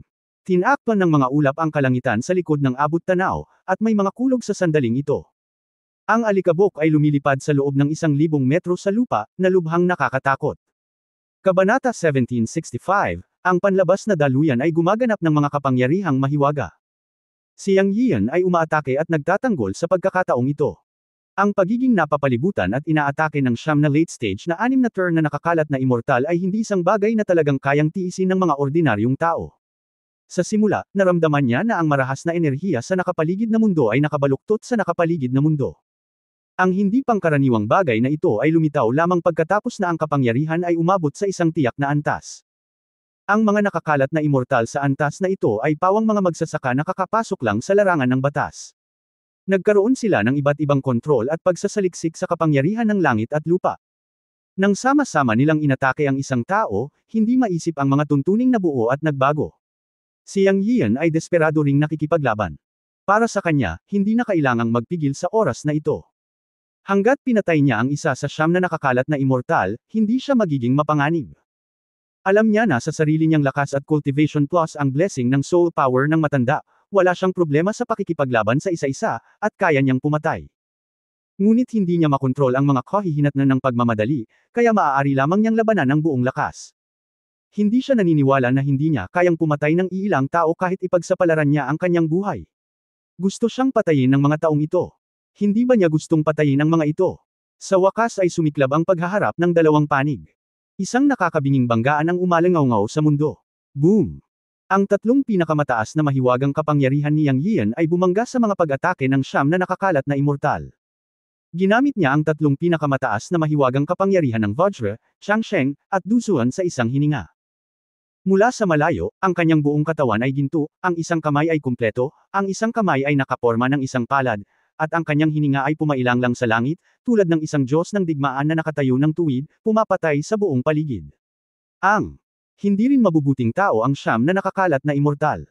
Ang bawat isa sa kanila ay umatake, bawat isa ay hindi pangkaraniwan, na may tuloy-tuloy na mga galaw ng pagpatay, at inatake nila si Yang Yian ng buong lakas. Sa sandaling ito, ang katawan ng Dharma ni Yang Yian ay napakalaki, na may parehong disadvantages at pakinabang. Ang kawalan ay napakalaki niya na maaaring tamaan siya ng mga tao kahit saan. Ang kalamangan ay syempre mayroon ding pakinabang, iyon ay, pagkatapos ma-activate ang katawan ng Dharma, ang kanyang depensa ay tataas ng husto, at sa pagkakaroon ng katawan ng Dharma, kapag ginamit niya ang kanyang mahiwagang kapangyarihan, ang kanyang kapangyarihan ay lalakas din. Lalo na sa oras na ito kapag nahaharap sa isang pag-atake ng grupo, mayroon siyang katawan ng Dharma at kayang lumaban. At saka, may tatlong layer ng depensa ngayon. Ang una ay natural na katawan ng Dharma, ang pangalawa ay ang Donghuang Bell, at ang pangatlo ay ang makukulay na damit na kayamanan. Gamit ang tatlong paraan ng pagtatanggol, naniniwala si Yang Yiyu na hindi siya makararanas ng anumang pagkawala sa maikling panahon kapag ginamit niya ang kanyang kapangyarihang mahika upang labanan ang mga matandang immortal na ito. Nagpadala siya ng tatlong supreme magic power sa tatlong direksyon, na itinuturing na unang pag-atake upang subukan ang lugar. Gusto niyang makita kung ano ang agwat sa pagitan ng tatlong dakilang kapangyarihan ng mahika at ng mga lumang immortal. Gusto niyang maramdaman ang ilalim bago gawin ang susunod na hakbang. Sa gitna ng nakakabinging dagandong, ang paghaharap ng magkabilang panig ay nagsimula ng matindi. Nakatitig lang si Yang Yiyu sa tatlong magic powers na ipinadala niya. Pero nalaman niyang sa pagkakataong ito ay parang duhadaw siya. Dahil nakita niya na para sa bawat pinakamataas na kapangyarihan ng mahika, ang mga matatandang ito ay may tahimik na pag-unawa at malinaw na dibisyon ng paggawa, at talagang tumugon sila sa bawat pinakamataas na kapangyarihan ng mahika sa mga grupo ng dalawa. Marahil ay nakita nilang ginamit niya ang kanyang magic power para patayin ang Iron Tower Man, at natakot sila sa kanyang tatlong supreme magic powers. Anyway, walang tumugon, ngunit dalawang tao ang nalutas ang magic power sa mga grupo. Bilang tugon, ang magic power ay laban sa magic power. Tatlong uri ng magic power ang hinati at niresolba ng kalaban. Siyempre, kahit na nalutas ng kalaban ang tatlong uri ng pinakamataas na kapangyarihan ng mahika, nakikita ni Yang Yiyu na kahit na sila ay isang grupo ng dalawa, hindi pa rin ito madali. Tila sinubukan nila ang kanilang makakaya upang malutas ito. Kitang-kita niya ang pagtaas-baba ng kanilang mga dibdib at ang pamumutla ng kanilang mga mukha. Ito ay nagpapakita na ang kanilang pinakamataas na kapangyarihan ng mahika ay naglalagay ng maraming presyon sa kanila. Sa kabilang banda, ano ang tungkol sa kanya? Hindi rin naging madali. Dahil ang pag-atake ng tatlong tao ay direktang bumagsak sa kanyang katawan ng Dharma. Sa kanila, nadama ni Yang Yiyu na ang pag-atake ng isang tao ay napakalakas. Ito ay ang binatilyo na mukhang higit sa 10 taong gulang. Natagpuan ni Yang Yiyu na ang taong umatake sa kanyang katawan ng Dharma, at ang dalawa pang iba ay umatake sa kanyang katawan ng Dharma, ang kanyang katawan ng Dharma ay nanginginig lamang ng husto. Ngunit nang tamaan siya ng pag-atake ng binatilyo, ang kanyang Dharma na katawan ay agad na nabalik. Sa susunod na sandali ay bumalik siya sa laki ng isang normal na katawan ng tao. Ang siyam na nakakalat na immortal ay naglaho rin kasama ang kanyang katawan ng Dharma at nahulog sa lupa. Bukod dito, ang mga matandang immortal na ito ay may lihim na pag-unawa. Ang siyam na tao ay sabay-sabay na sumalakay at hindi siya binigyan ng anumang oras upang huminga. Pagkatapos bumagsak mula sa langit, ang pangalawang alon ng mga pag-atake ay dumating ng sabay-sabay. Talagang pambihira na nagawa niyang basagin ang kanyang katawan ng Dharma sa unang quarter. Sa kabutihang palad, si Yang Yiyu ay mayroon pa ring Donghuang Bell at ang 7-colored treasure clothes bilang dalawang depensa, kaya hindi siya naging mahina. Bagamat siya ay dahado sa unang alon ng mga pag-atake, wala siyang napala. Alam niyang mahihirapan siyang makakuha ng bentahe kung sasalakayin o haharapin niya ang siyam na tao ng sabay, at malalagay siya sa problema. Sa oras na ito, mayroon siyang pagpapala ng espiritual na kapangyarihan ng matanda, at tiwala pa rin siya sa natitirang dalawang layer ng depensa. Babaguhin niya ang kanyang diskarte para sa susunod na labanan. Siya ay tatahakin pa rin ang landas ng pagsira sa kanila ng isa-isa, at papatayin ang lahat ng kanyang makakaya. Wala siyang pakialam kung atakihin siya ng iba dahil sa pagtatanggol sa sarili. Handa siyang pumili ng isa sa siyam na tao at bugbugin siya hanggang mamatay. Ang panganib na gawin ito ay talagang napakataas, dahil kung itatakda niya ang kanyang target sa isa sa kanila, ang mga pag-atake ng iba pang 8 tao ay tiyak na mahuhulog sa kanya. Ang kahihinatnan nito ay ang depensa ng Donghuang Bell ay masisira, at ang isang mas kaunting layer ng depensa ay magiging mas mapanganib. Gayunpaman, kung hindi niya ito gagawin, ang siyam na nakakalat na immortal ay sabay-sabay na aatake, at lahat ng kanyang kapangyarihan sa pagtatanggol ay masisira sa madaling panahon. Sa halip na gawin ito, maaari rin niyang subukan ito. Kahit na masira nila ang dalawang layer ng depensa, basta't siya ay kumuha ng desperadong sugal at napatay ang isa sa kanila, ito ay isang panalo. Si Yang Yiyan ay may lubos na pagtitiwala sa kanyang pinakamataas na mahiwagang kapangyarihan. Ang pag-atake ngayon lamang ay ang unang yugto ng 12 kataas-taasang mahiwagang kapangyarihan. Hindi pa niya ginagamit ang ika-4 na antas ng Burning Heaven Supreme at ang ika-5 antas ng Thunder Supreme. Ito ang dalawang pinakamakapangyarihang mahiwagang kapangyarihan sa kasalukuyan. Mayroong 12 antas sa 12 pinakamataas na mahiwagang kapangyarihan, at bawat 3 antas ay itinuturing na isang yugto. Ang ika-4 at ika-5 antas ay pumasok sa ika-2 yugto, at ang kanilang kapangyarihan ay natural na hindi pangkaraniwan. Bukod dito, ang pang-4 at ika-5 antas ng pinakamataas na mahiwagang kapangyarihan ay nangangailangan ng daluyan upang maisegawa. Ang ika-4 na antas ay ang pinakamataas na mahiwagang kapangyarihan ng pagsunog sa kalangitan, at ang daluyan na kinakailangan ay ang kapangyarihan ng apoy. Si Yang Yiyu ay may Dragon Ball sa kanyang katawan, na nakuha niya pagkatapos patayin ang pulang dragon sa 10,000 Demons Mountain Range. Sa pamamagitan ng Dragon Ball sa kanyang katawan, ang ika-4 na antas ng pinakamataas na mahiwagang kapangyarihan ng pagsunog sa kalangitan ay maaaring mapakinabangan. Para sa ika-5 antas ng kataas-taasang mahiwagang kapangyarihan ng kulog, ang 10 pantulong na bituin sa katawan ni Yang Yiyu ay ang batayan ng perpektong gintong elixir. Nang maglaon, ang dantian ay na-upgrade at nag-evolve sa 10 oilyari na bituin, kung saan mayroong Sky Thunder Star. Bukod dito, noong siya ay tumatawid sa kapigatian, siya ay sumisipsip ng maraming lakas ng kulog sa kanyang katawan, na mayroon ding mga kondisyon upang mapakinabangan ang ika-5 antas ng pinakamataas na mahiwagang kapangyarihan ng kulog. Gayunpaman, naisip ni Yang Yiyu sa kanyang puso na mayroong isang mas malupit na daluyan upang makaakit ng kulog. Ibig sabihin, may kulog sa langit ng kataas-taasang bundok. Sinabi ito ng taong grasa na nanguna sa pag-akyat sa bundok, at pagkatapos niyang umakyat sa kataas-taasang bundok, malinaw din niyang naramdaman ang pagkakaroon ng kulog sa itaas ng langit ng kataas-taasang bundok. Kaya lang, hindi lalampas sa 30 talampakan ang sinabi ng matabang lalaki, ngunit isang mas mataas na lugar, higit pa doon, marahil higit sa 3,000 talampakan, kung ito ay 30 talampakan, siya ay tinamaan ng kidlat nang mag-transform siya sa 1,000 metrong imahe ng Dharma noon. Nang iniisip ito, tinanong ni Yang Yiyu ang matanda sa kanyang abalang schedule, "Matanda, gaano kalakas ang kapangyarihan ng kulog ng kataas-taasang bundok? Maaari ko bang gamitin ang kataas-taasang kulog na banal na kapangyarihan upang makaakit ng kulog? Ang tunay na core ng Supreme Thunder ay nasa Supreme Palace ng Daoist Temple ng aking master. Ang kapangyarihan ng kulog doon ay 30 talampakan sa itaas ng ulo. Kung tungkol sa kulog sa ibang mga lugar, ito ay 3,000 talampakan ang layo. Gamit ang Supreme Thunder Divine Power, maaari mong maakit ang kulog ng 9 Heavens, hanggat ang iyong kaluluwa ay sapat na malakas. Ngayon, sa kapangyarihan ng kaluluwa ng aking Panginoon na pinagpapali ka, imposibleng maakit ang kulog ng 9 na langit, ngunit walang problema upang maakit ang kapangyarihan ng kulog ng Supreme Palace. Mahinang sabi ni Yun Changxi. Okay, got it. Kung hindi kita matatalo mamaya, ikaw na ang bahala. Habang nagsasalita si Yang Yiyu, inactivate niya ang Dragon Ball sa kanyang katawan para ilabas ang kapangyarihan ng apoy, at binigyan din ng defensive shot ang matanda. Kung tutusin, wala siyang tiwala na patayin ang lahat ng 9 na immortal. Huwag mong isipin na hilingin sa iyong Panginoon na kumilos, ikaw mismo ang dapat gumawa ng paraan. Pinahiram sa iyo ng iyong Panginoon ang lahat ng kapangyarihan ng kaluluwa. Kapag malapit na ang panahon, kahit na gusto ng iyong Panginoon na tumulong, hindi niya magagawa. Kung walang suporta ng kapangyarihan ng kaluluwa, ang iyong Panginoon ay makatitig lamang ng walang laman. Aba, ikaw anak, ikaw ay mag-isa. Ang kanilang pag-atake ay darating, huwag na. Gustong sakalin ni Yang Yiyu hanggang mamatay ang matanda nang marinig niya itong magsalita. Sa kaibuturan ng kanyang puso, naisip niyang aasa pa siya sa matanda sa kritikal na sandali, ngunit hindi niya inaasahan na ganito ang sasabihin nito. Siya ay walang magawa at gustong makipag-away, ngunit walang oras. Dumating na ang pag-atake ng 9 na immortal. Sa oras na ito, itinuon niya ang kanyang mga mata sa isa sa kanila at biglang umungal, ang galit ng nagniningas na kalangitan. Kabanata 1766, Pag-udyok sa kulog na pumatay ng isang tao.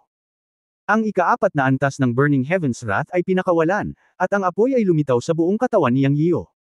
Sa isang iglap, nagtipon sila na parang apoy na dragon, at pumunta sa isang matandang nakasuot ng itim na sa tingin niya ay may mas mahinang aura sa 9 na nakakalat na immortal. Sa sandaling ito, napakalinaw ng layunin ni Yang Yiyu, na patayin ang isa sa kanila ng buong lakas. Kung tungkol sa mga pag-atake ng iba, hindi niya ito papansinin, at lumaban lang. Anyway, matapos masira ang depensa ng Donghuang Bell, naroon pa rin ang pagtatanggol sa 7-colored treasure clothes. Ang huli ay ang pinakamalakas na bahagi ng kanyang depensa.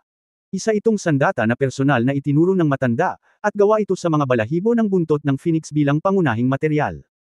Ang lakas ng pagtatanggol ay sinubukan ng maliit na phoenix na may pinakamalakas na lilang apoy noong araw na iyon, at ang lakas ng pagtatanggol ay lampas sa imahinasyon. Siyempre, iyon ay lamang ang pagsunog ng apoy, at ang tunay na pagtatanggol ng kapangyarihan ay hindi pa nasubak. Gayunpaman, si Yang Yiyu ay may lubos na tiwala sa pagtatanggol ng 7-colored treasure clothes, dahil alam niya na ang pangunahing material ay ang pinakamahalagang balahibo ng buntot ng phoenix sa tunay na pang-adultong phoenix. Hindi ito gawa sa mga ordinaryong materyales, at pinuri ng matanda ang depensa noong panahong iyon. Ang isa pang pag-andar ng 7 kulay na damit na kayamanan ay natatangi din, iyon ay, ang invisibility effect. Na-verify na ang invisibility function ng 7 kulay na treasure clothes ay walang pagbabago sa paghinga at tahimik. Kapag napansin ito ng kalaban, dapat nitong maabot ang punto ng pagpatay sa kalaban. Kaya si Yang Yian ay mayroon pa ring trump card. Sa oras na ito, siya ay ganap na nakikibahagi sa pakikitungo sa isang tao, nakatumbas ng pagdadala ng mga pag-atake ng iba pang 8 nakakalat na immortal sa parehong oras. Ang diskarte na ito ay tiyak na lubhang mapanganib, ngunit ito ang kanyang tanging paraan upang masira ang deadlock ngayon. Alam ni Yang Yian na sulit ang panganib. Patayin ang isa ng mas kaunti, at ang kanilang pinagsamang kapangyarihan ay magiging mas mahina. Para kay Yang Yian, ang siyam na nakakalat na immortal ay isa na ngayon, at isa siya laban sa siyam. Ang isang hindi gaanong nakakalat na walang kamatayan ay nangangahulugan na ang kanyang sariling kapangyarihan ay katumbas ng isang punto na mas malakas. Ang tila mapanganib na paraan ng pakikipaglaban na ito ay talagang ang pinaka-epektibo. Habang gumagalaw ang Burning Heaven Supreme Divine Power sa matandang nakasuot ng itim, inatake din si Yang Yian ng iba pang 8 nakakalat na immortal. Sa oras na ito, ang ika-4 na antas ng Supreme Divine Power ay masasabing isang upgraded na bersyon. Dahil sa pagpapala ng kaluluwang kapangyarihan ng matanda, ang kapangyarihan ng mga batas ng langit at lupa na kanyang hinikayat ay mas malakas, at ang pag-atake ng Burning Heaven's Wrath ay natural na hindi na kailangang sabihin. Noong ginamit niya ito ngayon, umasa siya sa kapangyarihan ng langit at lupa, at ang kapangyarihan nito ay hindi mas mahina kaysa sa lilang apoy ng maliit na phoenix. Siyempre, ito lamang ang aspeto ng pag-aapoy ng apoy. Bilang pinakamataas na mahiwagang kapangyarihan, ang ika-4 na galaw ng Burning Heaven's Wrath ay hindi lamang tungkol sa pag-aapoy ng apoy, ngunit higit pa tungkol sa kapangyarihan. Ito ay isang mahiwagang spell, na ginagamit para sa pakikipaglaban, hindi para sa hangin at apoy. Ang apoy ay isang mababaw na anyo, at nakatago sa dilim ay isang malakas na pag-atake ng kapangyarihan. Ang kapangyarihan ng Flame Avenue sa mga batas ng langit at lupa. Ang matandang nakaitim na inatake ni Yang Yiu ay nakita ni Yang Yiu na naglabas ng apoy na dragon patungo sa kanya, at siya ay pinagpawisan ng malamig. Mayroon siyang magic na kutsilyo sa kanyang kamay, at nilaslas niya ang apoy ni Yang Yiu ng may dagandong. Buksan ang Heaven Crazy Knife, slash. Isang kutsilyo ang nalaslas, at isang mahinang malamig na hangin ang lumabas mula sa talam. Habang papalapit ang liwanag, lumakas ito ng lumakas, naging anino ng mahabang kutsilyo na higit sa 10 metro ang haba, at tumama sa apoy na dragon ni Yang Yiu.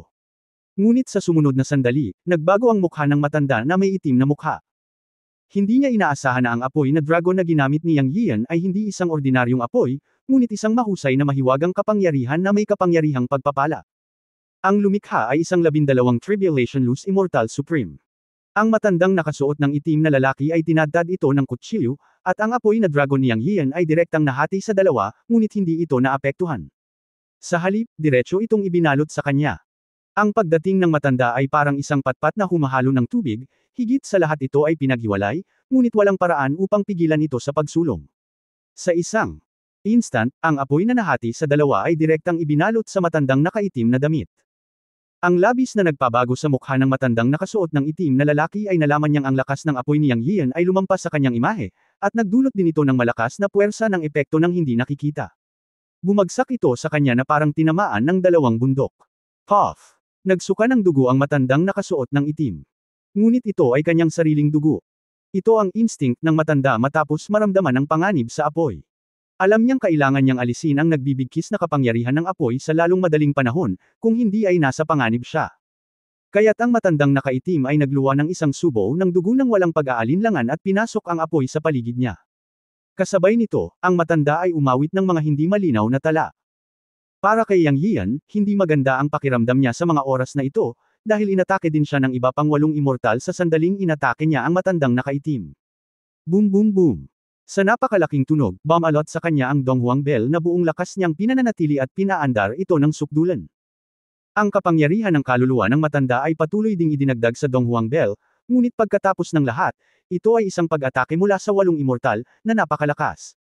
Sa isang pag-click, may lumabas na crack sa Donghuang Bell. Nagbago ang mukha ni Yang Yian. Hindi niya inaasahan na ang pag-atake ng 8 immortal ay magiging sanhi ng pag-crack ng Donghuang Bell sa unang lugar sa ilalim ng basbas ng soul power ng matanda.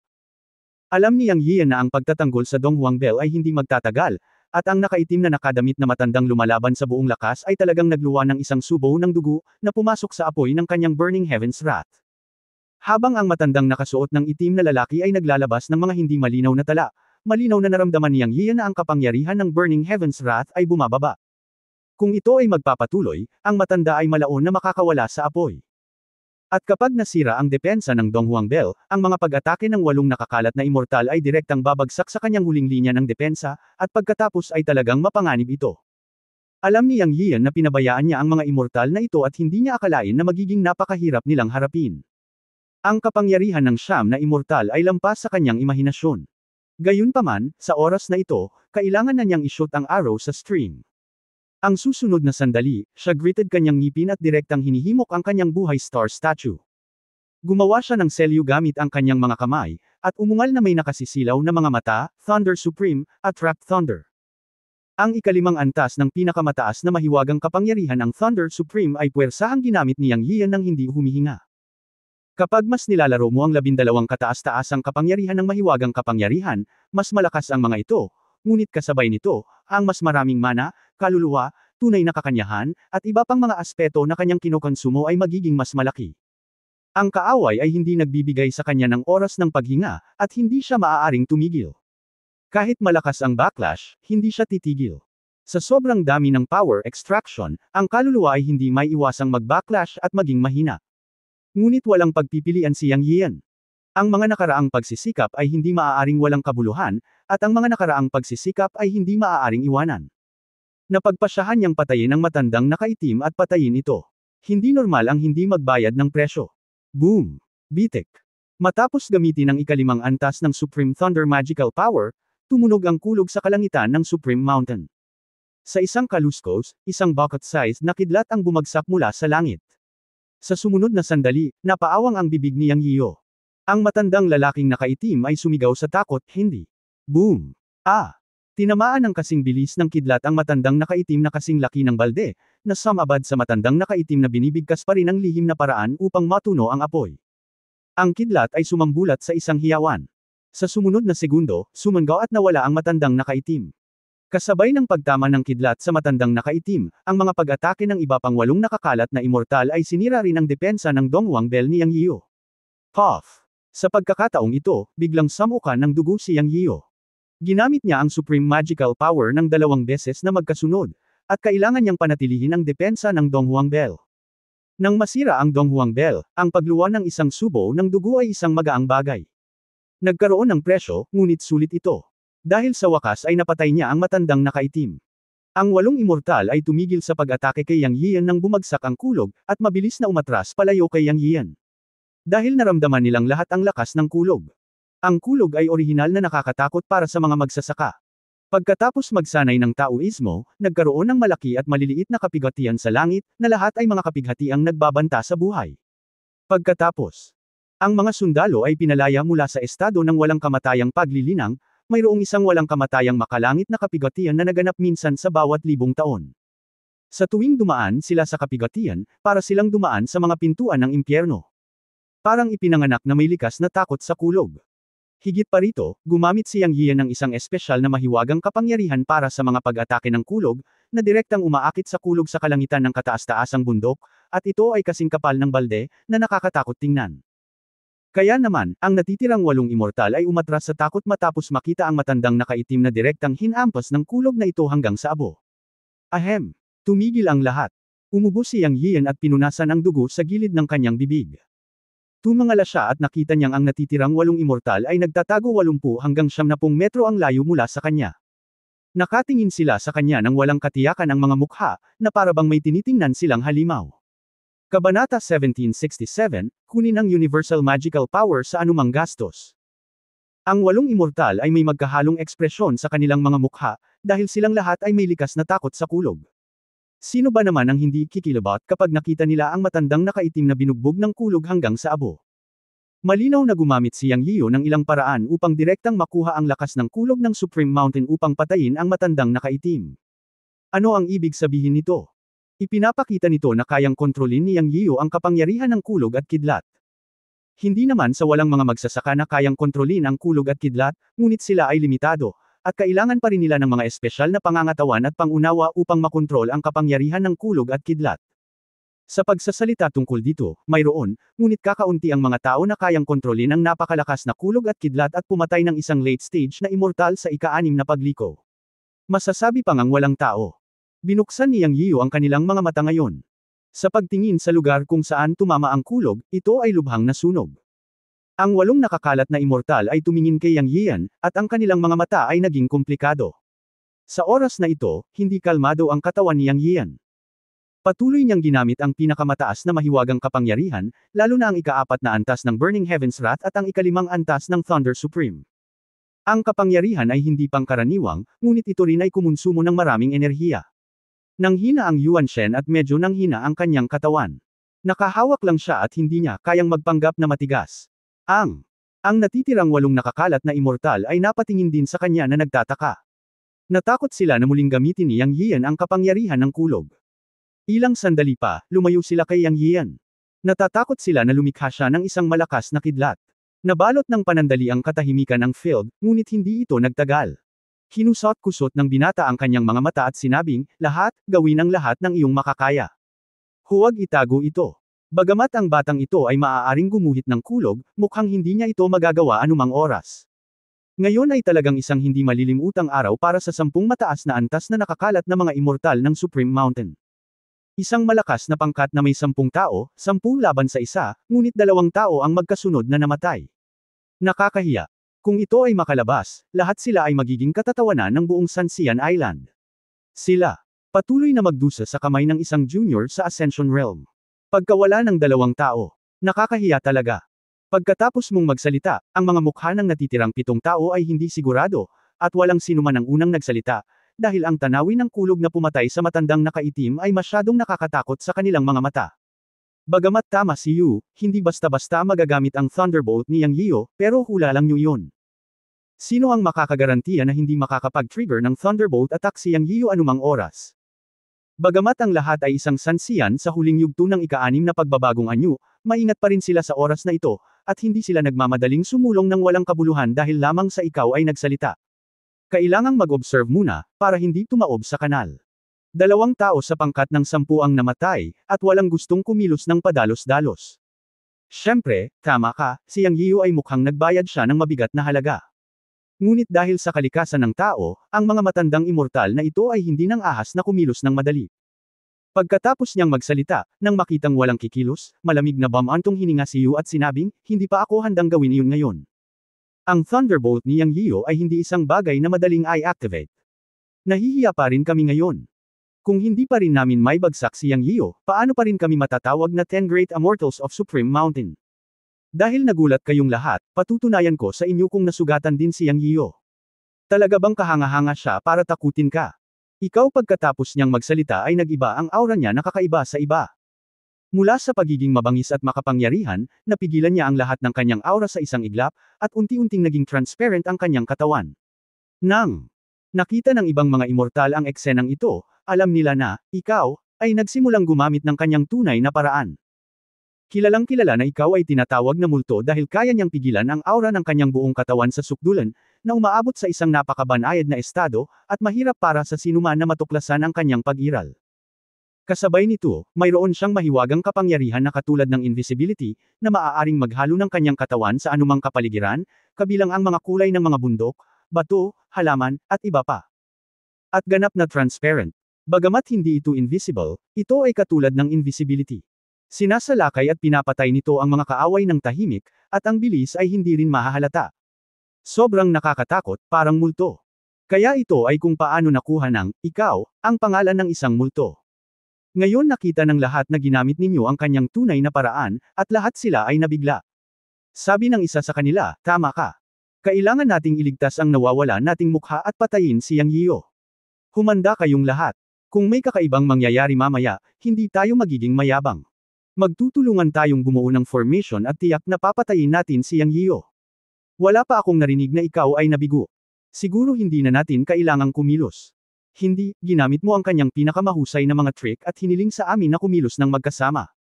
Ipinapakita nito na sa isip mo, hindi madaling pakitunguhan si Yang Yiyo. Kaya lahat, humanda at humanap ng pagkakataon na patayin si Yang Yiyo anumang oras. Huwag itago ito. Oo, sumasang-ayon ako. Ayan na. Ang 7 immortal sa gilid ay sa wakas ay nagkasundo pagkatapos mong kumilos. Handa silang maging ganap na walang kahihiyan at magtulungan para patayin si Yang Yiyo. Sa kabilang banda, medyo natigilan si Yang Yiyo nang makita niyang unti-unting nagiging transparent ang katawan ni Yu at tuluyang nawala ang kanyang hininga. Mayroon bang ibang tao na makakamit ang matinding invisibility? Siya ay orihinal na nag-iisip tungkol sa pag-activate ng stealth function ng makulay na robe upang patayin ang kalaban, ngunit hindi niya inaasahan na sa isang kisap mata, may lumitaw sa gitna ng kalaban. Ito, parang medyo awkward. Tungkol naman sa immortal na unti-unting nawala sa kanyang paningin at mukhang isang bata, hindi alam ni Yang Yiyo kung ginamit din ng kabilang partido ang parehong mahiwagang kasangkapan gaya ng kanyang sarili para maging invisible. Hindi niya ito makita. Sa kanyang pakiramdam, ang kabilang partido ay nagbigay sa kanya ng isang napakadelikadong pakiramdam. Hindi sigurado sa mga galaw ng kabilang partido, nagmamadaling tinanong ni Yang Yiyo ang kanyang Panginoon na si Yun Exi sa kanyang puso. Matanda, mayroon din bang hindi nakikitang treasure robe ang kabilang partido na katulad ng aking 7 kulay na treasure robe?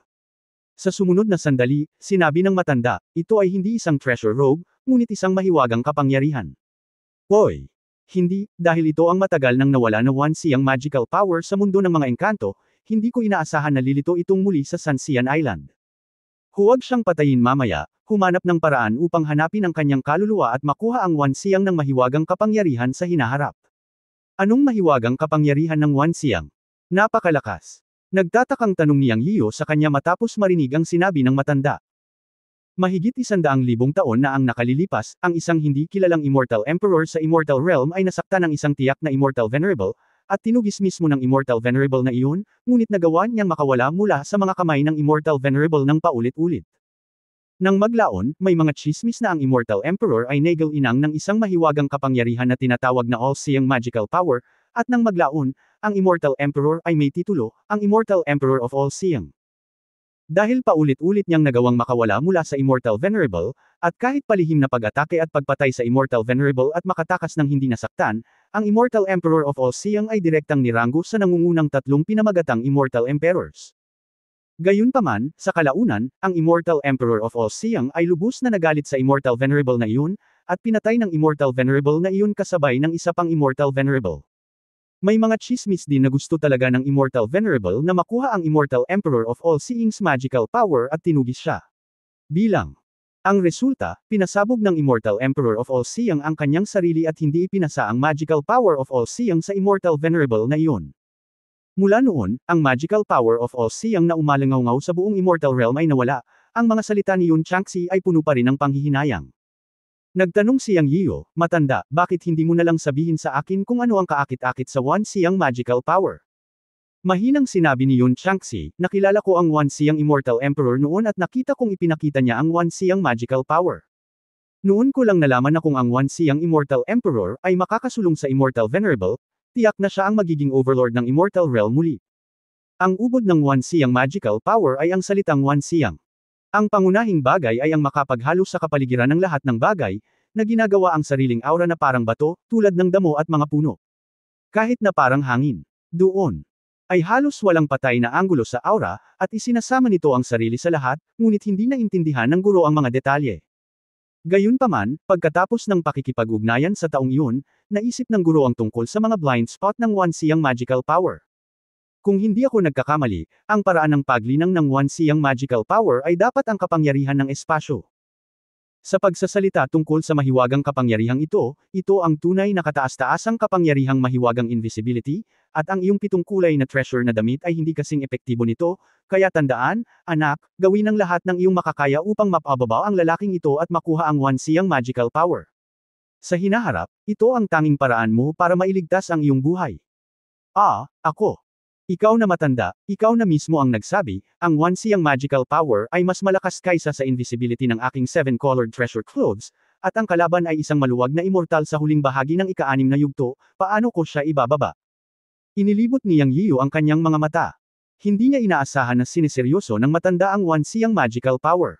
Ito ang unang pagkakataon na nakita niya ang matanda na sobrang seryoso sa magic power ng isang outsider. Kung iisipin, pangalawang beses na ito. Ang unang pagkakataon ay ang tinatawag na 100 Changes Supreme Magical Power ng matanda, ngunit ang 100 Changes Supreme Magical Power ay walang internal cultivation method. External cultivation method lang ang meron ang matanda, pero ipinasa din niya ito sa kanya. Kabanata 1768 Invisibility versus Invisibility. Sa pagkakataong ito, nang marinig ni Yang Yiyu ang matandang lalaki na nagsasalita tungkol sa Universal Magical Power, ang kanyang saloobin ay hindi mas mahina kaysa sa huling pagkakataon na nagsalita siya tungkol sa mahiwagang kapangyarihan ng Supremo, at pinaalalahanan niya siya ng seryoso. Ang pangunahing punto, matandang lalaki, ay ang kalaban ngayon ay may kakayahang maging invisible, at ayon sa sinabi mo, ang kanyang Universal Magical Power ay napakalakas. Ako ay orihinal na gagamitin ang invisibility ability ng 7-colored treasure cloth, ngunit ayon sa sinabi mo, paano ko matatalo ang kalaban? Not to mention find any universal magical power from the opponent. Inilibot ni Yang Yiyu ang kanyang mga mata sa sinabi ng matanda. Palagi niyang nararamdaman na nagsasalita ang matanda ng walang sakit sa bewang.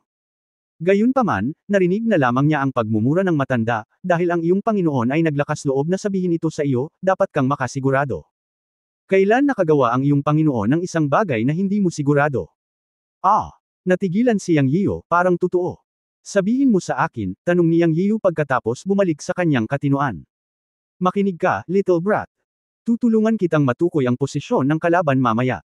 Kung nagmamalasakit ka sa invisibility, mapapatay mo lang siya sa kabaligtaran. Direktang nagsalita si Yun Changxi. Ganon ba kasimple? Natigilan sandali si Yang Yiyu. Akala niya ay tuturuan siya ng matanda ng isang lihim na paraan para harapin ang kalaban, ngunit hindi niya inaasahan na ito ay isang simpleng pangungusap. Yun Changxi. Ano pa? Gaano kakomplikado ito sa tingin mo? Ang mahiwagang kapangyarihan ng 10,000 Diyos ay talagang natatangi, ngunit ito ay nakasalalay sa kung sino ang gumagamit nito. Kung ito ay ang immortal na emperador ng 10,000 bagay, sa totoo lang, ang Panginoon ay maaaring talagang walang paraan upang harapin ito, ngunit ang kalaban ay isang maliit na nakakalat sa kanyang walang kamatayang paraan. Okay, mabuti naman. Naisip ito ni Yang Yiyu. Sa mata ng matanda, ang nakakalat na immortal na maaaring gumamit ng mahiwagang kapangyarihan ng 10,000 things ay isang maliit na nakakalat na immortal. Para sa matanda, wala na sigurong masyadong tao sa mundo ang matatawag niyang kalaban. Okay, humanda ka, paparating na ang kalaban, paalala ni Yun Changxi kay Yang Yiyu. Sa oras na ito, tumingin si Yang Yiyu at nakita niya na ang figure ng batang immortal na 80 o 90 metro ang layo ay ganap na nawala. At hindi niya maramdaman ang hininga ng kabilang partido. Pagkatapos, paalala ng matanda, hindi nang ahas na maging pabaya si Yang Yian. Kahit nagreklamo siya sa matanda. Paano ang puso niya? Sa kanyang puso, labis na ipinagmamalaki ni Yang. Pwede kang maging invisible, kaya ako. Ginagamit mo ang magic na paraan upang maging invisible, at ako ay hindi nakikita sa pamamagitan ng pagpino sa pinakadiwa ng mga balahibo ng buntot ng isang adult na phoenix. Bagamat sinabi ng matanda na ang Wansiyang magic power ay napakahusay, ngunit ang kahangahangang iyon ay isang papuri sa Wansiyang Immortal Emperor, hindi sa batang immortal na nasa harapan niya. Kaya hindi gaanong nag-alala si Yang Yian. Bukod dito, tutulungan siya ng matanda na mahanap ang posisyon ng batang walang kamatayan. Sa ganitong paraan, kung hindi nakikita ang dalawa sa parehong oras, mahahanap niya siya sa tulong ng matanda, ngunit maaaring hindi siya mahanap ng batang immortal. Ang pakiramdam na ito ay tipikal sa pananaw ni Yang Yian itim na kumakain ng itim, o itim na lumalaban na itim, madilim sa ilalim ng lampara. Anyway, ito ay dapat na napakakol. Naisip din niyang masaya ito. Sa susunod na sandali, ngumiti si Yang Yiyu at inactivate ang invisibility function ng mga makukulay na treasure clothes. Sa isang iglap na wala ang kanyang figures sa lugar. Ikinagulat nito ang ilang mga immortal. Ito, paano kaya? Paano magkakaroon din ng invisibility ability ang batang ito, at wala rin siyang hininga tulad ng Kao? Hindi ko maramdaman ang pagbabago bago ng sigla, at nawalan ako ng hininga. Hindi kaya siya ay may kaparehong kakayahan sa pagiging invisibility gaya mo? Hindi, sa sandaling ang bata ay naging invisible, naramdaman ko ang hininga ng isang magic weapon. Ang kanyang invisibility method ay dapat sa tulong ng ilang magic weapon. Mukhang ang batang ito ay may maraming kayamanan sa kanya. Nakuha mo ba ang balita na ang batang ito ay maaaring maging invisible ng tahimik? Hindi. Hindi. Ang natitirang 7 immortal ay nagpalitan ng pagkamangha sa isa't isa, at ang damdamin ni Yang Yiyu ay naging mas komplikado. Iba-iba ang liwanag na kumikislap sa mata ng lahat. Napakakomplikado. Nagmamadali ding lumabas ng bundok ang 10 immortal matapos matanggap ang mensahe para sa tulong mula sa kanilang mga juniors. Sila. Ang alam lamang ni Yang Yiyu ay sinamahan ng isang 5 kuko na gintong dragon, isang banal na ibong phoenix, isang 9 na buntot na fox at isang treasure hunting marten. Ang apat na Demon Cultivator ay mas bihira kaysa sa isa't isa, at mayroon din silang isang bagay na karaniwan, iyon ay, ang apat na demonyong espiritong ito ay hindi itinuturing na mga matatanda, ngunit nasa yugto ng paglaki ng mga batang hayop. Kaya't ang 10 immortal ay lumabas sa bundok. Kung tungkol sa layunin, ito ay natural na tukso. Alam na alam ng lahat, pero hindi lang nila sinabi. Ngunit nang makita nila nang dumating si Yang Yian, hindi niya nakita ang apat na demonyong espirito sa paligid niya. Maaari lamang itong mga hulugan na si Yang Yian ay may mataas na antas ng salamangka sa kuweba, kaya tinipon niya ang apat na espirito ng demonyo. Kung bakit niya nakolekta ang mga ito, hindi mahirap hulaan. Dapat na ang apat na espirito ng demonyo ay walang sapat na lakas upang hamanin ang mga nakakalat na immortal na ito. Ipinapakita rin ito na ang lakas ng apat na espirito ng demonyo ay talagang limitado, kaya ayaw ni Yang Yian na makipagsapalaran ng apat na espirito ng demonyo, kaya tinipon niya ang apat na espirito ng demonyo sa magic weapon ng kuweba. Bilang karagdagan, kapag nakikipaglaban kay Yang Yian, ang mahiwagang kapangyarihan na ipinakita ng batang ito ay hindi lamang isang mahiwagang kapangyarihan na maaari lamang taglayin ng antas na ito ng mundo ng paglilinang, at ito ay napakalakas. Naiinggit ang mga nagkalat na immortal na ito. Apat na pambihirang demonyong espirito, mataas na antas na kayamanan sa kuweba, napakalakas na kapangyarihang mahiwagang, at ngayon ay isang mahiwagang sandata na maaaring maging hindi nakikita. Para sa ilang mga immortal, ang lahat ng ito ay paulit-ulit na nakakaapekto sa kanilang mga puso. Bakit ang batang ito, isang cultivator sa Ascension Realm, ay may mas magagandang bagay kaysa sa mga high-level na immortal na ito na nag-ensayo ng husto sa hindi mabilang na taon? Kung ang mga mapagkukunang ito sa Yang Yian ay gagamitin sa kanilang mga kamay, ang walang kamatayang kalamidad na dumarating isang beses bawat 1,000 taon ay maaari ring makaapekto sa huling yugto. Matapos panuurin si Yang Yian na mawala ng hindi nakikita, ang 7 immortal ay isa-isang nagbago ng kanilang mga puso, at ang aura ng kanilang buong katawan ay tumatakbo sa sukdulan, handang maglunsad ng pag-atake ng kulog kay Yang Yian anumang oras. Sila ay hindi balanse at sakam. Sila. Isipin din na magiging mas delikado si Yang Yian pagkatapos niyang maging invisible, kaya dapat handa silang lumaban anumang oras at huwag magkamali. Sa kabilang banda, lubos din silang nagtitiwala sa iyo. Isa kang matandang immortal na matagal ng sikat. Ang kanyang invisibility magic ay tila wala pang nakakaharap na kalaban. Ang kakayahan ni Yang Yian na maging invisible sa tulong ng magic weapon ay natural na hindi kasing ganda ni Yu sa kanilang mga mata. Ikaw naman sa sandaling ito, hindi rin siya mapakali. Ang kanyang invisibility ability ay ang ultimate killer move. Libu-libong taon na ang nakalilipas, nasa mundo pa rin siya ng paglilinang. Hindi pa siya naging isang nakakalat na immortal. Isa lamang siyang magsasaka sa yugto ng paghihiwalay ng mga espiritu sa mundo ng mga magsasaka. Dahil nilabag niya ang mga alituntunin ng sekta, pinarusahan siya ng sect master at ipinadala sa ipinagbabawal na lugar ng sekta. Nang maglaon, inuusig siya ng kanyang mga kapwa-alagad. Wala siyang choice kundi tumalon pababa ng bundok sa likod ng ipinagbabawal na lugar ng sekta at tumalon sa bangin. Akala niya ay mamamatay siya ng walang libingan, ngunit hindi niya inaasahan na may isang lugar na tinatawag na Shami World. Pumasok siya sa sinaunang immortal na mansyon at nakakita ng paraan ng paglilinang na tinatawag na, The Myriad Magical Power, sa isa sa mga tapyas ng bato. Bagamat hindi niya alam kung sino ang nag-iwan nito, wala kang masyadong pakialam.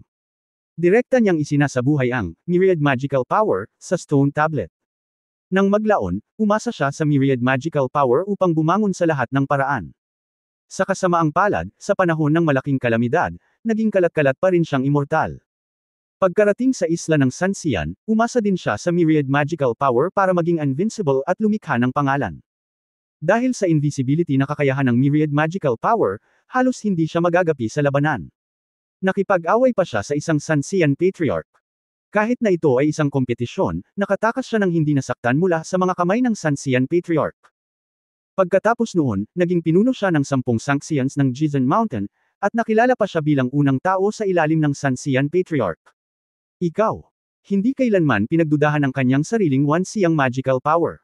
Alam niya na ang invisibility method ng Wansiyang magical power ay ang pinakamahusay sa mundo. Sa kanyang libu-libong taon ng paglilinang, nakatagpo rin siya ng mga magsasaka na may mga pamamaraan ng invisibility, ngunit bawat isa sa kanila ay basura sa mata niyo.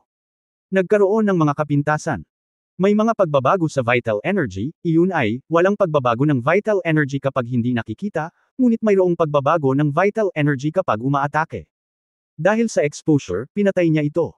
Ang kanyang Wansiyang magical power, gayunpaman, ay walang ganoong kapintasan. Maging ito ay kapag naglulunsad ng invisibility o umaatake, ang lahat ng aura ng buong katawan ay napigilan sa sukdulan. Masasabing walang kapintasan. Nang malaman ito ng kalaban, oras na para mamatay ang kalaban. At ngayon, nakita mo talaga kay Yang Yiyo ang isang paraan ng invisibility na halos kapareho ng sa kanya. Nang kumislap ng makulay na liwanag ang katawan ni Yang Yiyo, nalaman mo na ang lahat ng aura ni Yang Yiyo ay ganap na nawala. Katulad niya, halos walang kamali-mali ang kanyang invisibility method. Ngayon silang dalawa ay hindi nakikita, at ni hindi nakikita ang isa. Ito ang pinaka-walang magawa at nakakatakot. Sa kabaligtaran, kung ang dalawa sa kanila ay nasa parehong hindi nakikitang estado, kung sino ang unang nakatuklas sa isa ay magkakaroon ng mataas na kamay at ng pagkakataong patayin ang isa pa. Kabanata 1769, Cain. Inilatag mo ang lahat ng kanyang pandama para maramdaman ang mga abnormalidad ng mundo sa kanyang paligid. Alam niya na sa ganitong sitwasyon kung saan hindi sila nagkikita, ang perception ang susi sa tagumpay o pagkatalo, o mas angkop na sabihin na siya ay sensitibo sa kalikasan ng langit at lupa. Hanggat nakaramdam siya ng kaunting pagbabago-bago. Magkakaroon siya ng kumpiyansa na saktan ng husto si Yang Yiyo sa unang pagkakataon, o kahit napatayin siya. Kung tungkol sa kanyang matalas na pangunawa sa mundo, akala mo ay kakaunti ang mga tao sa mundo ang maaaring ihambing sa kanya. Dahil ang Katanji tangi ng kanyang wansiyang mahiwagang kapangyarihan ay ang kanyang pangunawa sa lahat ng bagay. Kaya pagkatapos magulat at mabigla sa una, tumahimik ka at maingat na naramdaman ang mga pagbabago sa paligid, o upang mahanap ang pinagtatagwan ni Yang Yiyo. Para kay Yang Yiyo, medyo masakit para sa kanya ang bumangon sa oras na ito. Dahil wala rin siyang maramdamang hininga sa iyo. Binitawan din niya ang lahat ng kanyang sentido upang maramdaman ang pagkakaroon ng kabilang partido, ngunit walang bakas nito. Sa di kalayuan, tiningnan ni Yang Yiyo ang 7 nakakalat na immortal. Gusto niya talagang puntahan at patayin ang mga nagkalat na immortal sa bukas na oras sa oras na ito. Ngunit ang mga nakakalat na immortal na nakatago sa dilim ay nagbigay sa kanya ng pakiramdam ng isang multo, isang bambang oras. Si Yang Yiyan ay hindi nang ahas na kumilos, dahil alam niya na sa ilalim ng parehong mga kondisyon, tiyak na siya ay matatagpuan ng mga immortal sa dilim kung siya ay lumipat. Bagamat tiwala siya na hindi siya matutuklasan, ang kabilang partido ay isang master ng huling ika-6 na antas. Sa simula, si Yang Yiyan ay natatakot sa immortal na mukhang isang binatilyo, dahil ang kanyang intuition ay nagsabi sa kanya na ang kabilang partido ay lubhang mapanganib.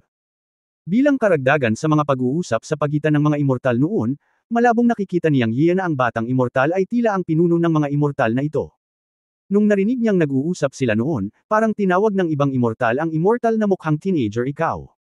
Isang walang kamatayang nagngangalang Yu ang naglagay ngayon ng matinding pressure sa kanya. Matapos itago ni Yang Yiyan ang hugis ng kanyang katawan, nagtago siya sa pagbabago at hindi gumagalaw. Naniniwala siya na ikaw sa sandaling ito ay may parehong ideya sa kanya, naghahanap ng mga kapintasan ng kalaban, at pagkatapos ay hindi maiiwasang maging one-shot kill. Kaya hindi nang ahas na kumilos si Yang Yiyan. Sa totoo lang, alam niyang tama ang matanda. Ang invisibility ability mo ay talagang mas malakas at advanced kaysa sa kanyang 7 kulay na treasure na damit, o ang dalawa ay wala na sa parehong antas. Ang iba ay may supernatural na kapangyarihan, at nagsasagawa sila ng mga pamamaraan na nababaluktot at nababago, at kilala bilang sumasaklaw sa lahat. Ngunit ang kanyang 7 kulay na damit na kayamanan ay talagang nasa antas ng mga tool, na medyo matibay at hindi nababaluktot. Sa oras na ito, maaasahan na lamang niya ang matanda upang malaman kung saan ikaw nagtatago. Nahanap na ba ng matanda ang lokasyon mo? Tanong ni Yang Yiyo sa kanyang puso. Sinabi ni Yun Changxi, bakit ka nagmamadali, munting brat? Sa tingin mo ba ang function ng all-seeing magical ability ay para lang gawin kang invisible? Iyan ang mahiwagang kapangyarihan na nagsasama-sama ng lahat ng bagay at hindi ito ganoon kadaling hanapin.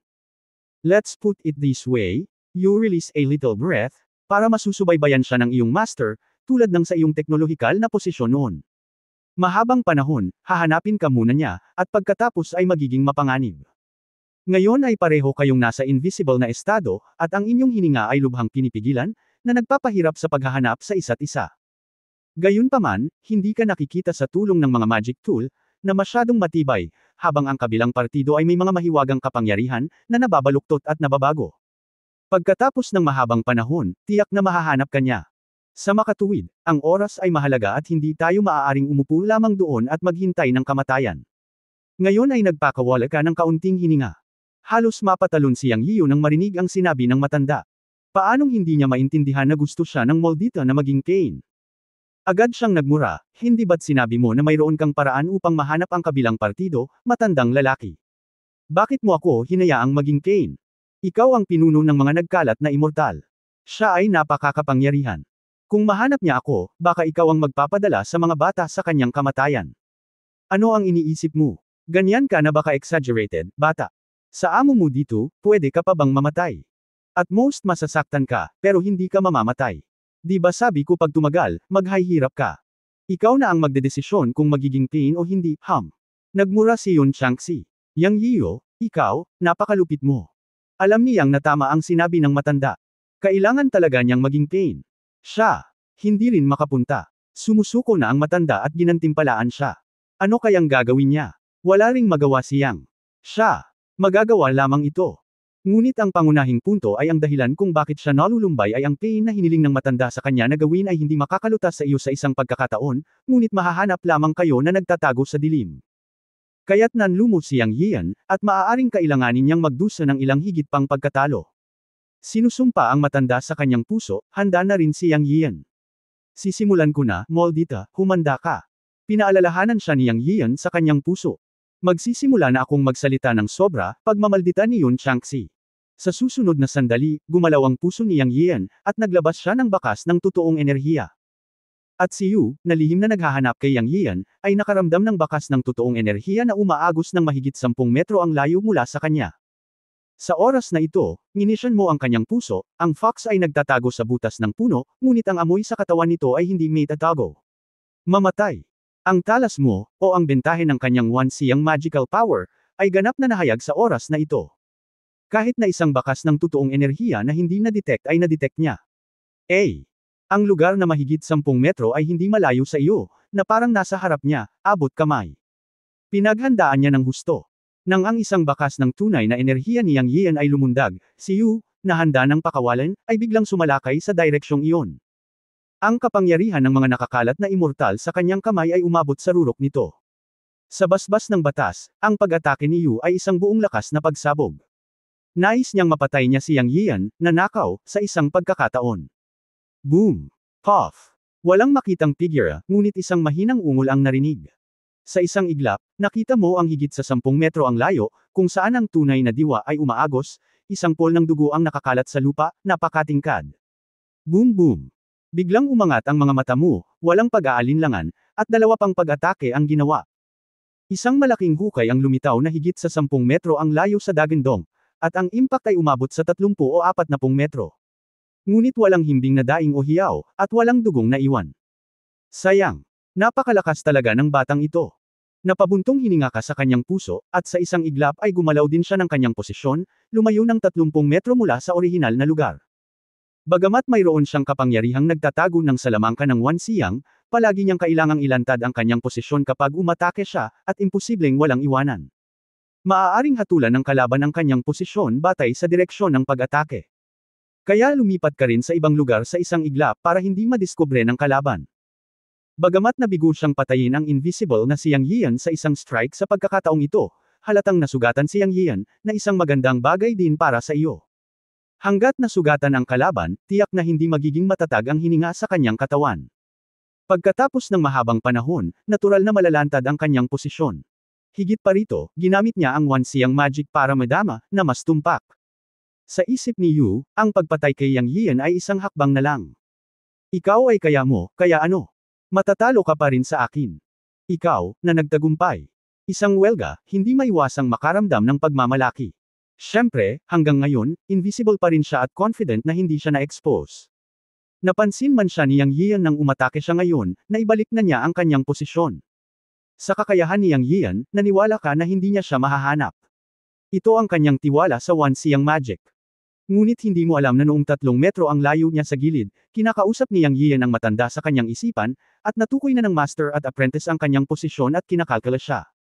Si Yang Yian ay talagang nasugatan, at ang pinsala ay hindi magaan.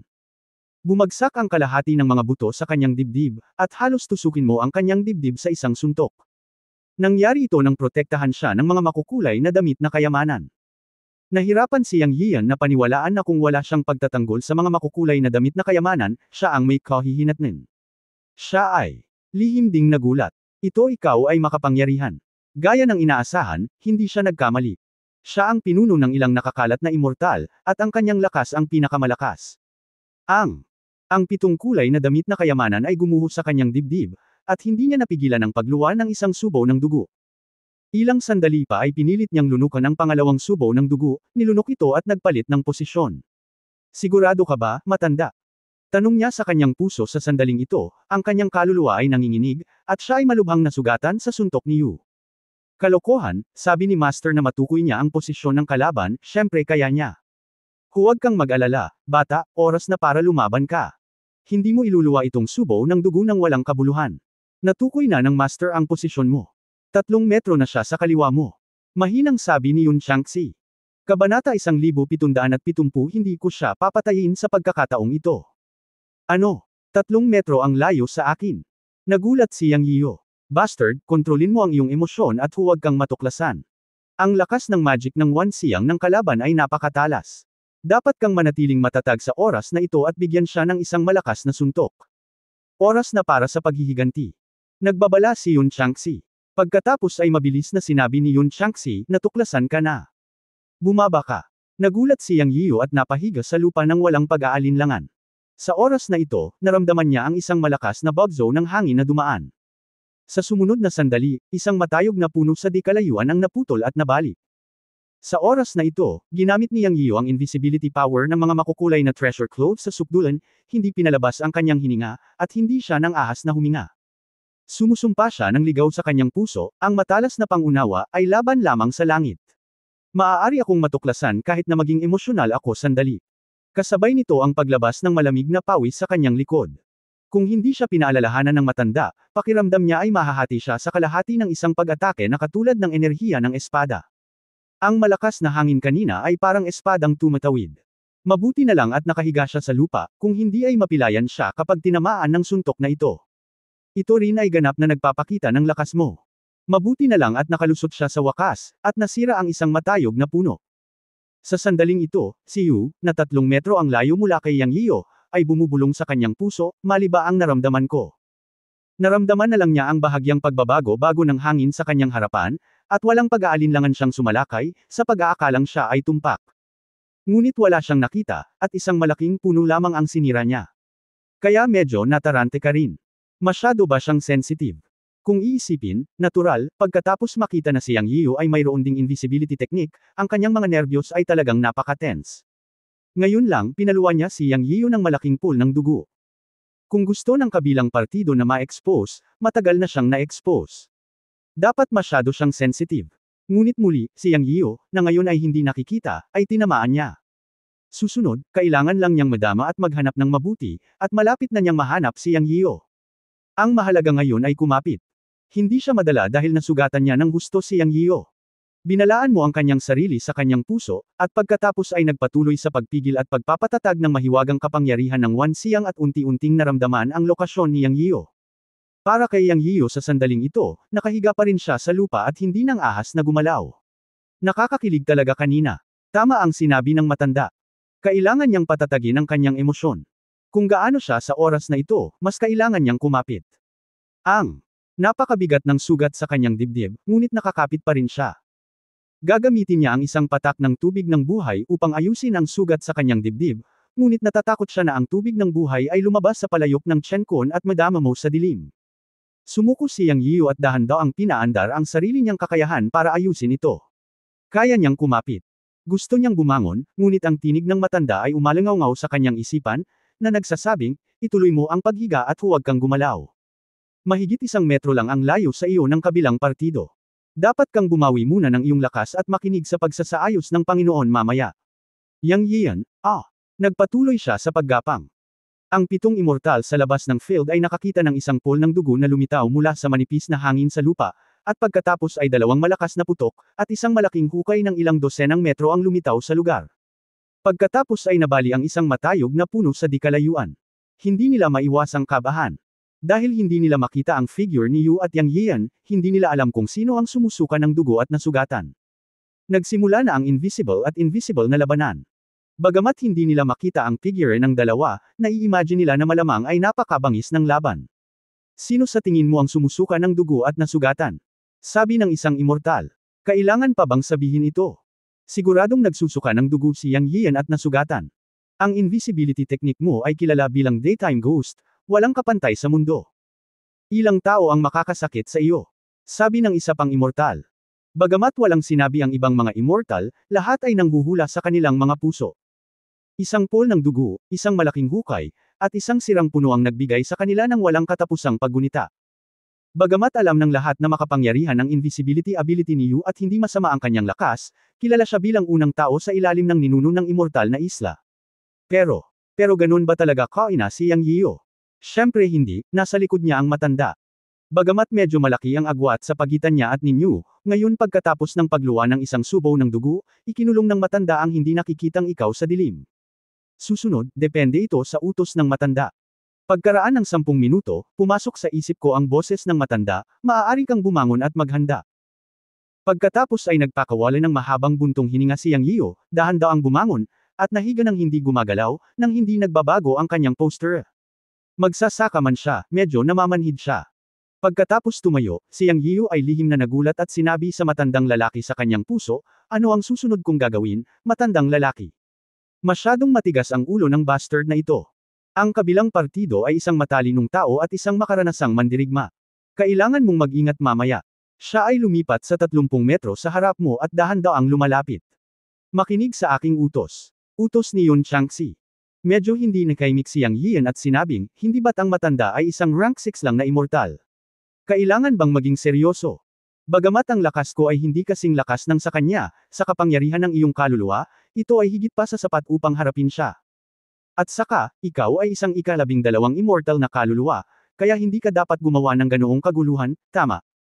Bastos ka, kung ganyan ang iniisip mo, siguradong matatalo ka sa susunod na laban. Itinuro ko sa iyo sa simula pa lang na kahit isang leon ay susubukan ang lahat para labanan ang isang kuneho. Tsaka hindi ka pa nga kasing galing ng kuneho ngayon. Bakit ang yabang mo? Bukod pa rito, kakaiba ang all-seeing magical power. Kahit nasubukan mo ang iyong makakaya at magkaroon ng patnubay ng iyong Panginoon, maaaring hindi mo makuha ang mas mataas na kamay. How dare you be mayabang? Ito ay totoo na ang iyong Panginoon ay ang 12 Tribulations Luz Immortal Supreme, ngunit hindi mo ba naiisip kung ano ang kalagayan ng iyong amo ngayon? Wala ka bang ideya sa isip mo? Labanan ang kalaban ng buong lakas mo, kung hindi ay mamamatay ka, hindi pa banggitin na mayroong 7 dakilang maluwag na immortal na tumitingin sa iyo ng may pag-iimbot. Walang humpay na nagdaldal si Yun Changxi at nagsalita ng mahigpit. Nang magsimula siya, agad na sumuko si Yang Yienshu at sinabing, okay, ikaw na matanda, iyon ang sinabi ko. Hindi mo ba alam kung anong uri ako? Huwag kang mag-alala, tiyak na haharapin ko siya tulad ng isang leon na nakikipaglaban sa isang kuneho. Naging nakagawian na ang pagtatalo sa pagitan ng guro at ng disipulo. Pagkatapos sabihin ito, dahan-daang lumapit si Yang Yian sa harapan, at kasabay nito ay palihim na iniipon ang kanyang lakas at naghanda na bigyan ka ng isang malakas na suntok sa dilim. Hindi niya mailuwa ang isang subo ng dugo ng walang kabuluhan. Bagamat magaan ang sinabi niya sa matanda, sa katunayan, ang kanyang panloob na pagbabantay ay mas seryoso na ngayon kaysa sa isang leon na nakikipaglaban sa isang kuneho. Napabuntong hininga siya at naghanda sa pag-atake. 1 metro, 2 metro, 10 metro, 16, 17, 18. Nang maabot niya ang 19 na metro, narinig niya ang boses ng matanda sa kanyang isipan, atake. Inipon ni Yang Yian ang lahat ng kanyang lakas, naghihintay lamang sa mga salita ng matanda. Sa pagitan niya at mo, walang makakakita sa isa't isa, at walang makakadama sa isa't isa. Sa oras na ito, ganap na naghihintay si Yang Yian sa kanyang Panginoong si Yun Changxi na magutos. Pagbuka ng bibig ng matanda ay bigla itong sumuntok. Bang! Puff! Isang mapurol na tunog, isang hiyawan, at isang subaw ng dugo ang nahulog mula sa manipis na hangin, hanggang sa 30 metro ang layo. Lihim na natuwa si Yang Yian. Naramdaman na lang niya ang pagtama ng kamao sa malambot na laman. Matigas na suntok iyon, at tila tumama sa tiyan ng kalaban. Bagamat hindi kanya nakikita niya ang dugong umaagos mula sa manipis na hangin. Naniniwala si Yang Yian na ang pinsalang idinulot niya sa iyo sa suntok na ito ay hindi bababa sa dati niyang pinsala sa pagsusuka ng dugo. Siya, nagmamadaling nagtanong, saan nataman ng matandang lalaki ang kalaban? Nagmura si Yun Changxi, you little brat, nararamdaman lang ng master mo ang posisyon ng kalaban, pero hindi niya nakikita ang kalaban. Paano ko malalaman kung saan ko siya nataman, pero sa tingin ko dapat siya ang masugatan. Hehe, kahit papano, pinalo ko siya ng suntok, at sa wakas nabawi ang interes. Susunod, pahihirapan ko siya hanggang kamatayan. Nasaan na siya? Tanong ni Yang sa kanyang amo na si Yun Changxi na may pagmamalaki. Pagkatapos niyang tumalikod, lumipat siya sa kanan mo 30 metro ang layo. Ang bilis ay tila mabagal. Samantalahin ang kanyang sakit para patayin siya. Ipagpatuloy. Sabi ni Yun Changxi. Okay, papatayin ko siya this time. Habang nagsasalita siya, umiwas si Yang at pumunta sa kanan ng 30 metro. Noong nasa 10 metro na siya, ginamit niya ang kanyang palad. Bang! Puff! Isa pang malaking pool ng dugo ang naiwan sa lugar. Tuwang-tuwa si Yang. End of this chapter. Abangan ang susunod na kabanata.